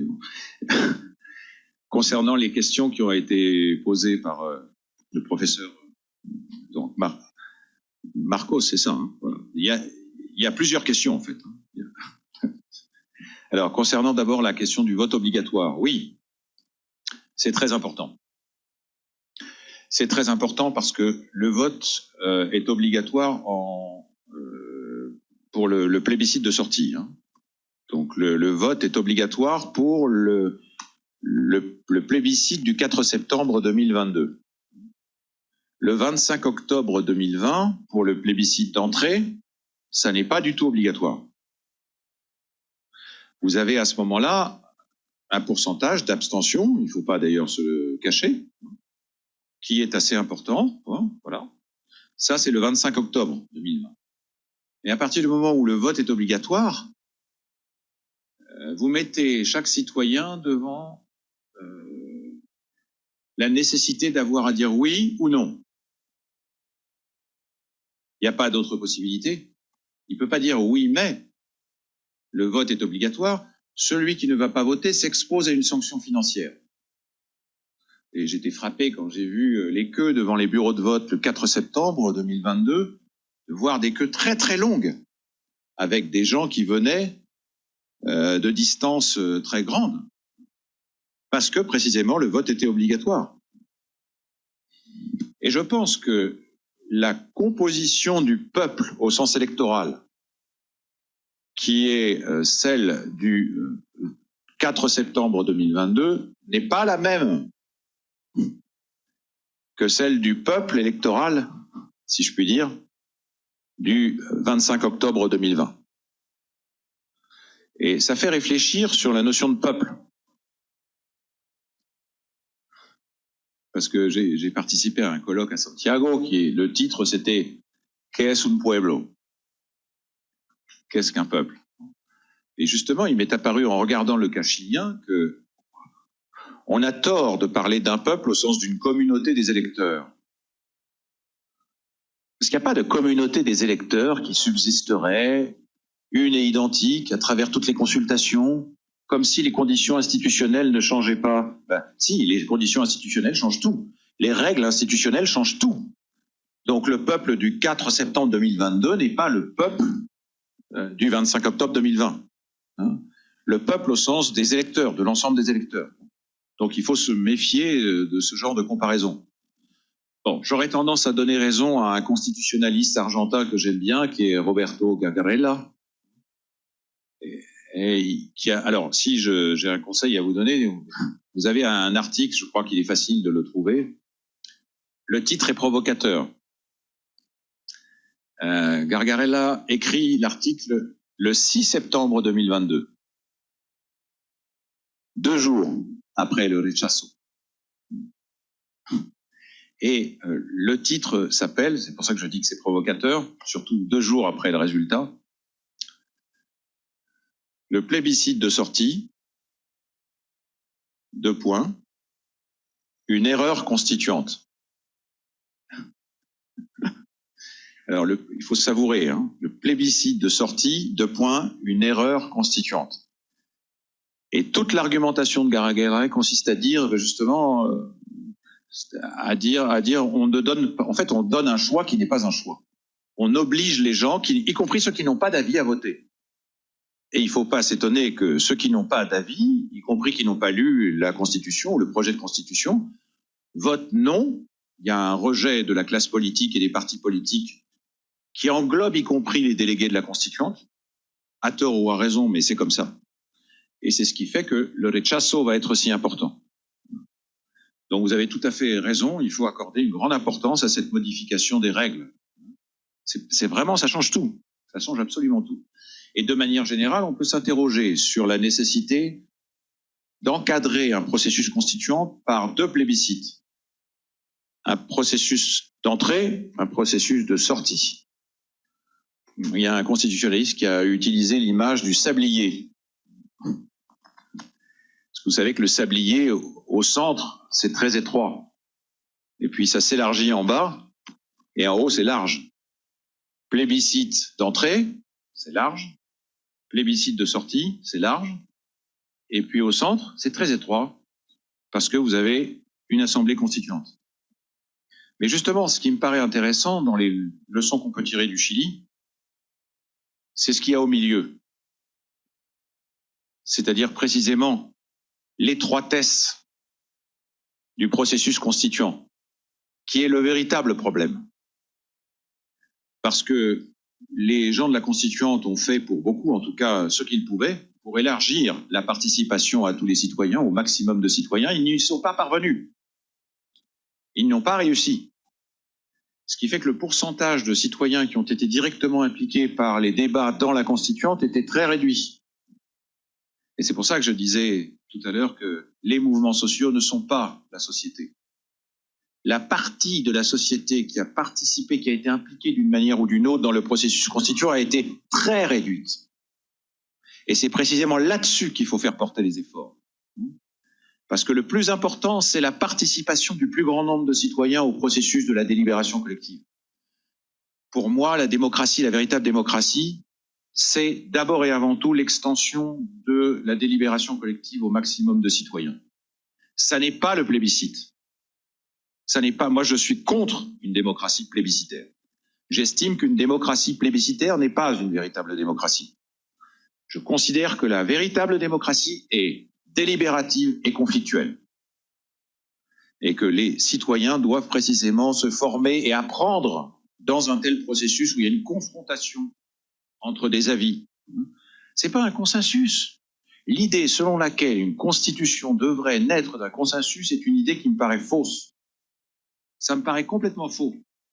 Il y a une professeure de droit à l'université de Bordeaux qui s'appelle Cerda Guzman, qui est chilienne, qui m'a dit dans une visioconférence que précisément, il fallait remettre en cause l'idée que la Constitution était une maison commune. Je me dis, j'ai souvent entendu cette expression, en particulier de la part des Chiliens, la Constitution comme maison commune. Mais pourquoi? Pourquoi maison commune? Qu'est-ce que ça veut dire, maison commune? Pourquoi un consensus? Pourquoi ça devrait absolument, pourquoi la démocratie devrait absolument culminer dans le consensus? Non, il y a une positivité du conflit politique qu'il faut assumer dans une démocratie. Et il faudrait que la gauche parlementaire, y compris, ait le courage d'assumer. Et il me semble pas que ce soit la voie prise au Chili. Précisément parce qu'il y a cette espèce de fantasmatisation du consensus. Oui, voilà, je pense que là, ça m'inspire une remarque de ce type-là concernant la première question. La deuxième question, oui, je suis sûr que c'est un document historique. Je suis sûr que le projet de nouvelle constitution va rester. Il ne va pas simplement rester comme document qu'on va continuer de citer. Il va rester, je pense, comme une référence politique active de ce que le constitutionnalisme latino-américain a produit de meilleur. Au-delà même du cas de l'Équateur, au-delà même du cas de la Bolivie. Parce que c'est certainement l'expérimentation politique qui a été la plus prometteuse et celle qui continuera d'inspirer. Elle continuera d'inspirer les citoyens au Chili, mais elle continuera d'inspirer les citoyens dans toute l'Amérique latine. Et ça fait réfléchir. Parce que ça signifie que, pour la première fois dans l'histoire de l'Amérique latine, hein, je fais comme Gargarella, je remonte jusqu'à la Révolution mexicaine, 1910, 1917, 1917 au Mexique, vous avez la première constitution qui est adoptée.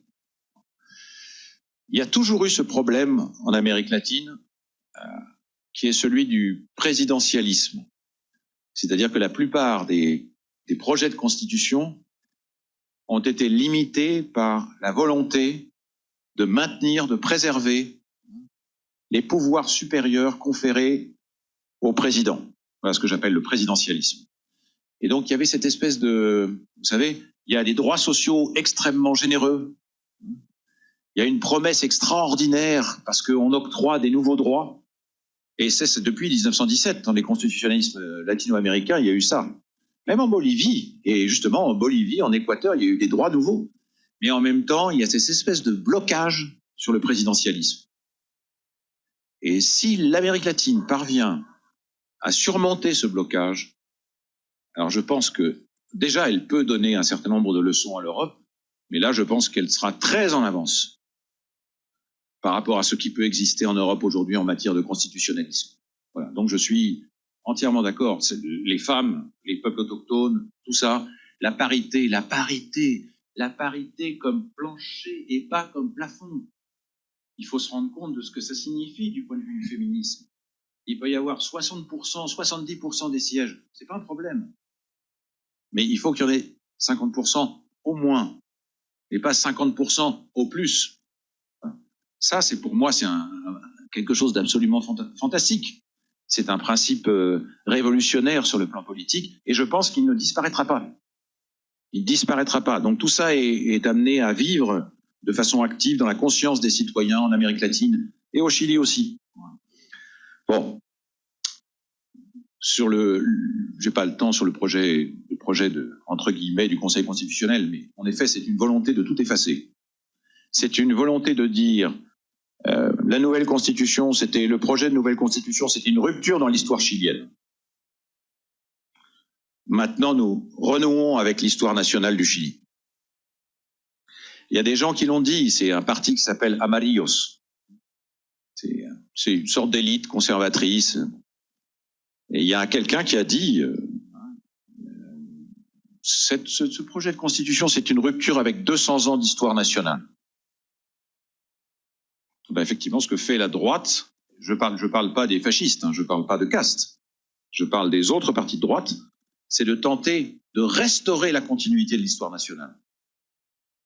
Ça me paraît évident dans le nouveau processus constituant. Et enfin, dernière, celle de Victor, là. Alors, je crois que c'est une question qui est très importante. Parce que justement, le cas du Chili montre qu'on peut ouvrir une voie qui n'est pas celle du populisme autoritaire, qui n'est pas celle du néolibéralisme globalisant, ou globaliste, mais qui est celle de la démocratie au sens radical du terme. Et pour moi, ça va rester politiquement. Et c'est appelé à valoir, effectivement, pour le Brésil, comme pour les autres pays d'Amérique latine, comme pour l'Europe. S'il y a une leçon à tirer précisément en Europe, c'est aussi ça. C'est cette expérimentation politique qui a été faite comme ça pendant plusieurs mois, avec un processus constituant incroyable, avec un élargissement de la sphère de la délibération à des citoyens qui n'avaient jamais participé à une délibération publique. Et ça, c'est l'avenir. C'est l'avenir du constitutionnalisme américain. Parce que ça permet de montrer justement que le progressisme doit se réinventer.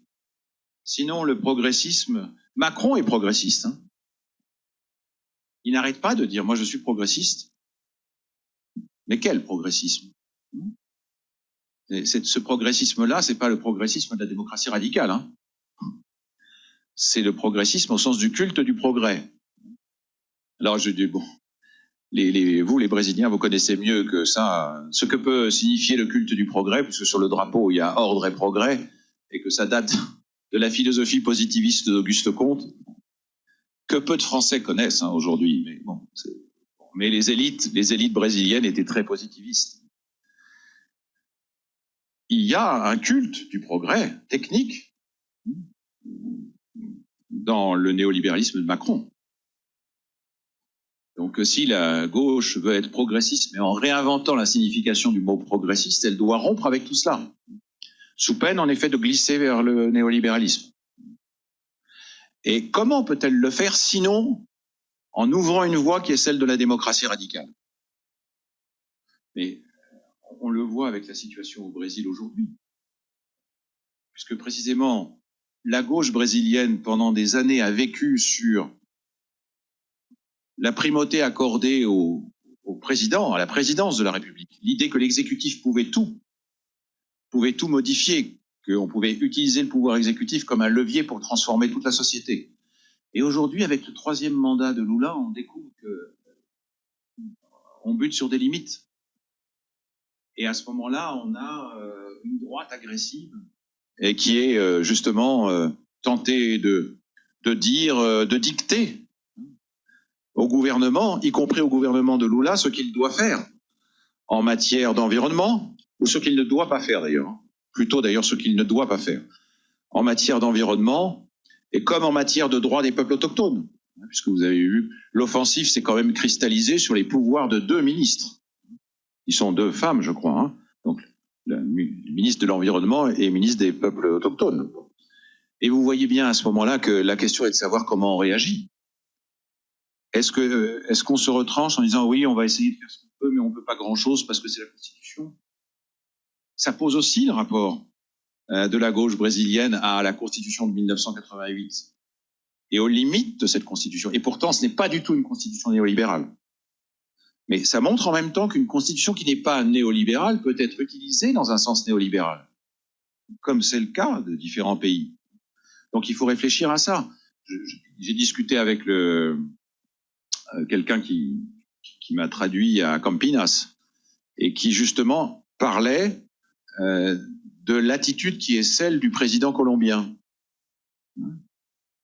En disant, il a quand même une attitude qui est assez... Il vient des mouvements sociaux, mais Boric vient des mouvements sociaux. Mais après tout, c'est le cas aussi du président brésilien. Ils viennent tous des mouvements sociaux. Toute la question est de savoir ce qu'ils font de cette origine après. Est-ce qu'ils ont tendance à dire, bon ben voilà, c'est là, on vient de là, et on utilise ça comme moyen de se valoriser électoralement? Ou bien est-ce qu'on est capable de réactiver de façon volontaire cette base sociale? On est capable de la mobiliser. Alors, je dis ça parce que c'est apparemment ce que le président colombien essaie de faire. Il est attaqué par les juges. Vous connaissez ça, hein, les attaques des juges contre Lavajato, etc. Bon. Là, vous avez quelque chose qui ressemble à une tactique lawfare, la guerre du droit, la guerre menée par le droit. Et vous avez des procureurs qui, en Colombie, essaient de mener une sorte de guérilla judiciaire contre le président. Mais le président, pour l'instant, il réagit bien. Pourquoi? Parce qu'il appelle à des manifestations populaires contre les juges. Au lieu de dire « non, je vais rester à l'intérieur du cadre qui est celui de l'État tel qu'il est constitué, etc. », il prend l'initiative. Sans doute parce qu'il sait que c'est la première fois depuis 200 ans qu'il y a un président de gauche en Colombie et qui joue sa propre existence politique. Et que s'il n'est pas capable de réagir de manière extrêmement rapide et déterminée, à ce moment-là, c'est sa propre existence politique qui est en jeu. Et il risque de finir très rapidement et d'être finalement lui-même victime de ce dont Dilma Rousseff a été victime en 2013. Il y a effectivement une comparaison. Je dirais néanmoins que le mouvement sur les transports publics en 2013 ne me semble pas identique au mouvement de l'octobre 2019.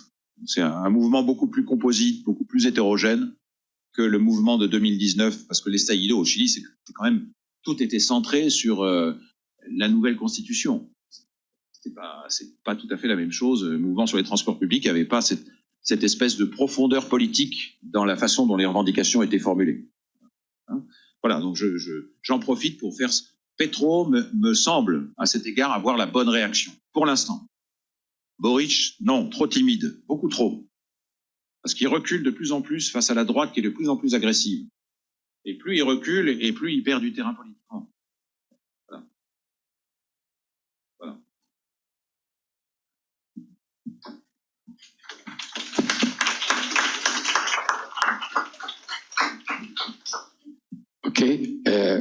Ok, vou abrir mais 3, tá? Seu nome? Sônia. Ok, 3 questions.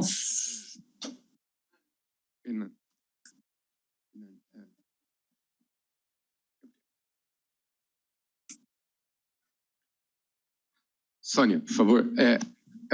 Ela vai te... Sonia, s'il vous plaît.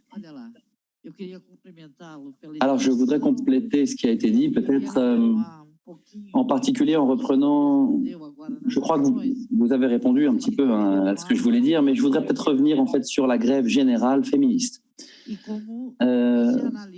voudrais savoir comment vous analysez la proposition qui a été faite par rapport aux questions donc, de classe sociale et certaines visions que nous avons ici au Brésil qui consistent à mettre les mouvements ethniques et les mouvements donc, de genre comme étant des mouvements supra-classe sociale. Vous voyez? Donc, comment est-ce que vous analysez, comme vous l'avez dit, hein, de façon assez enthousiaste, vous avez parlé de ces mouvements de façon assez enthousiaste. En tant que marxiste, je crois qu'elle dit, comment vous analysez donc le mouvement féministe, ce mouvement, face donc aux questions structurelles de classe sociale et d'analyse marxiste? Hernandez.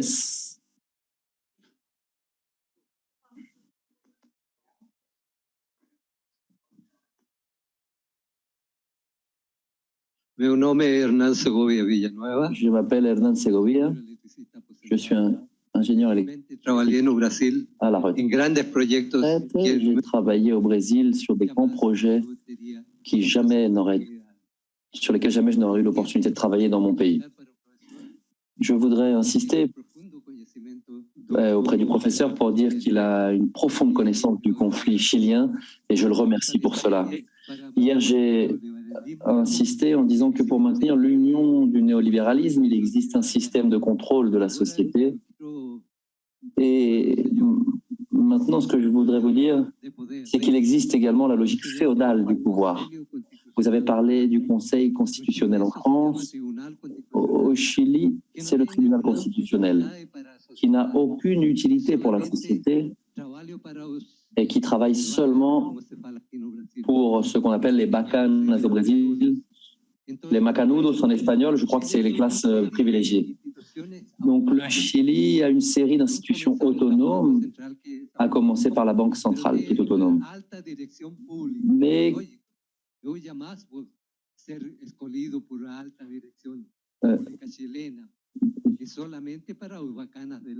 c'est seulement, ce sont des institutions qui sont quand même contrôlées par les classes dominantes ou dirigeantes. Donc on a deux choses, le système de manipulation de la société et le système féodal en fait du pouvoir que la dictature a laissé au Chili. Voilà, je voudrais revenir sur ces deux éléments en particulier. Gabriela.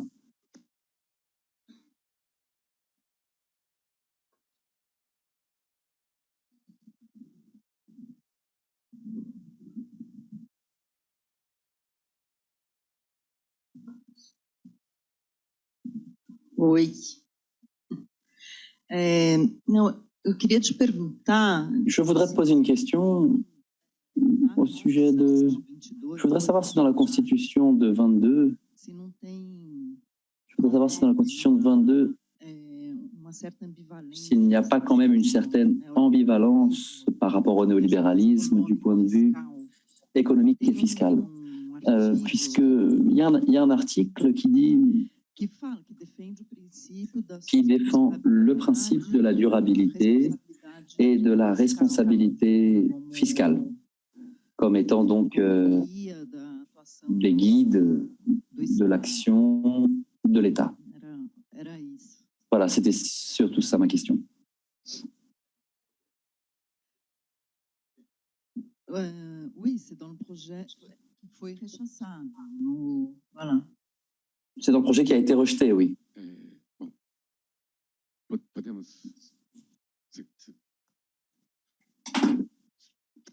Ok, então vamos esses três.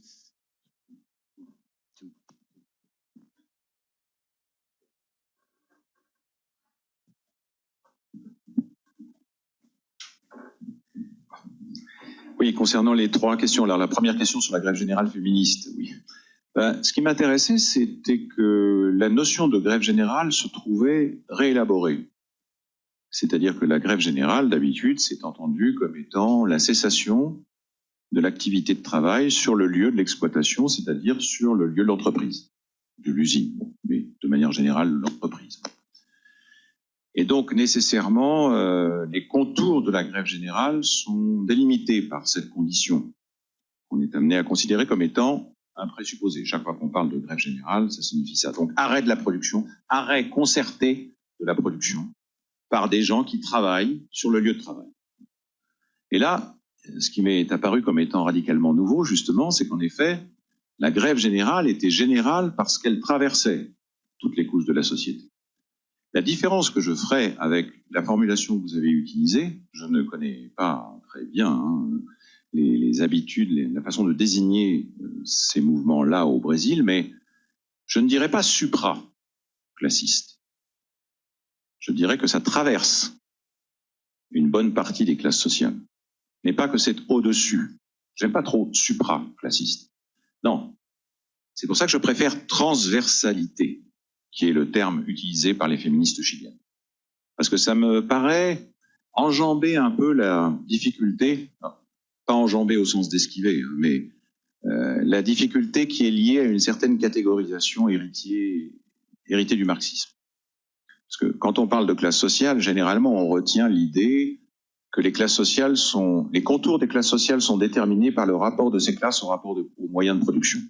Voilà. Je parle de l'idée marxiste la plus répandue.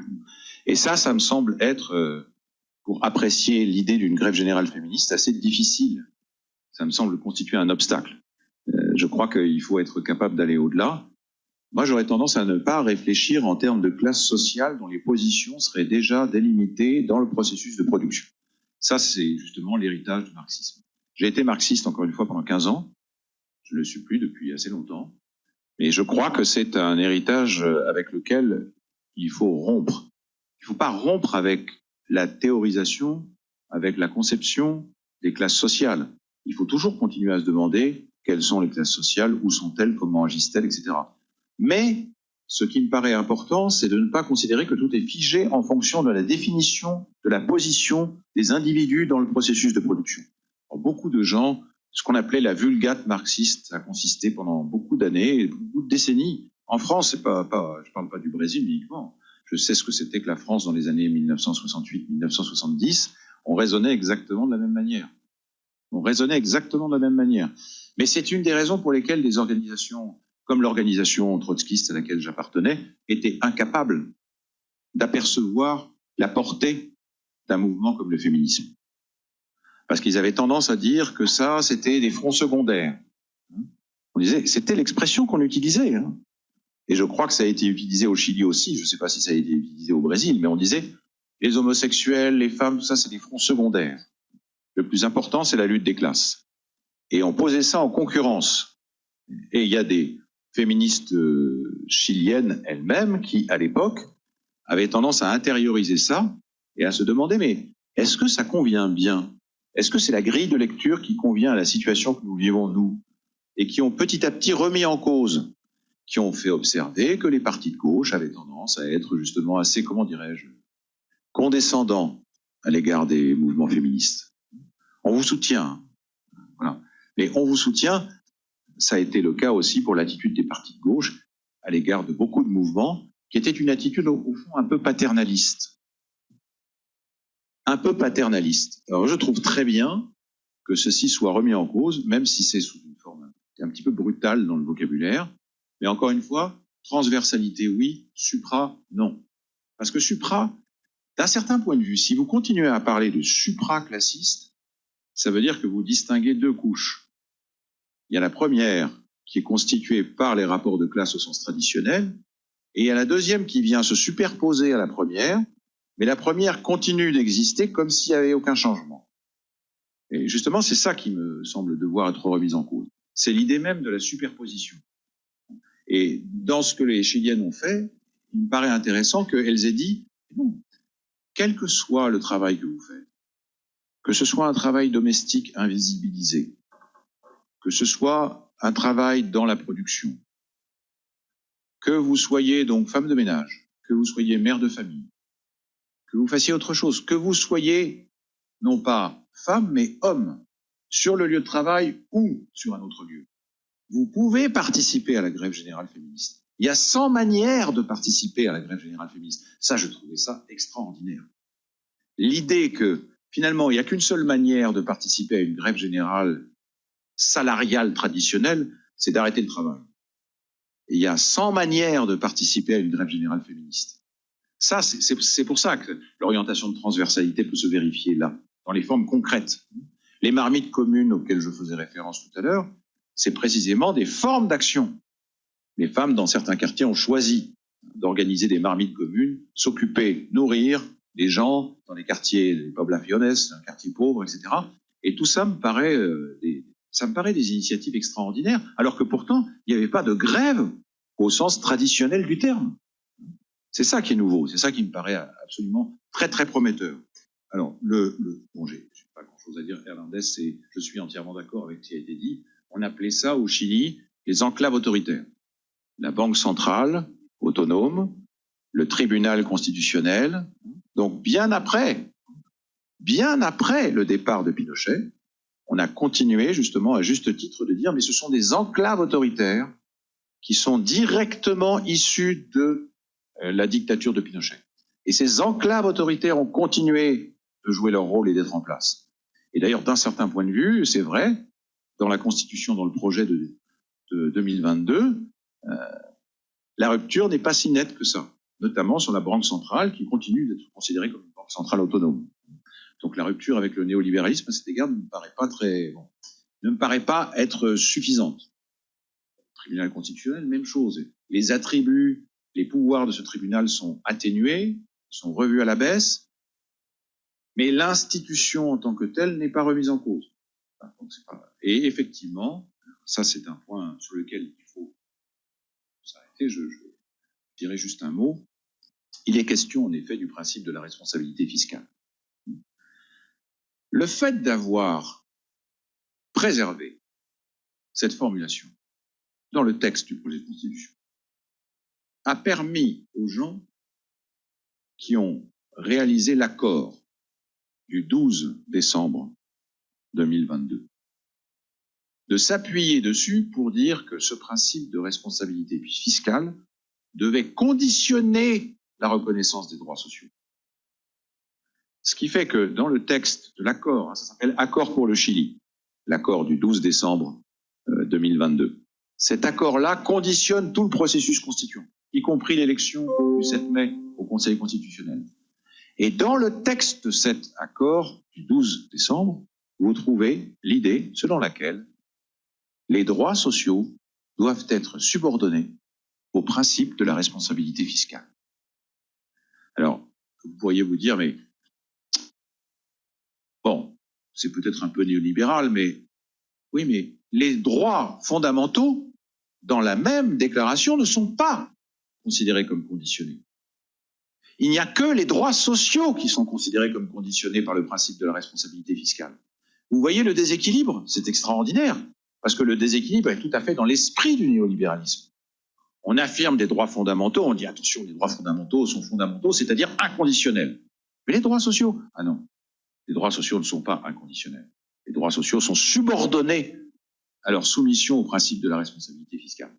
Et là, je pense qu'en effet, tu as raison, et que c'est quelque chose de l'influence néolibérale qui subsiste dans le projet, et qui ensuite va être utilisé par la droite et par d'autres partis pour réaffirmer justement cette continuité de l'histoire chilienne. Droits fondamentaux, c'est très bien, mais encore une fois, ça ne dérange absolument pas les néolibéraux. Et par contre, les droits sociaux, non. Les droits sociaux sont conditionnés, les droits fondamentaux sont inconditionnés. Ça, c'est un déséquilibre parfaitement fidèle à l'esprit du néolibéralisme. Obrigado. Certo. Bom, são 12h30, como nós estávamos prevendo terminar nesse horário, né? Acho que estamos terminando precisamente no horário previsto. Eu queria agradecer muito o Pierre Dardot pela exposição. Je tiens à remercier particulièrement chaleureusement Pierre Dardot pour son exposé, pour...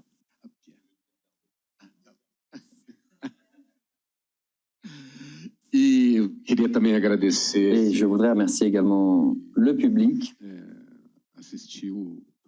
qui a participé donc à ce débat, le public qui nous suit également virtuellement par la transmission qui est organisée par l'IEA.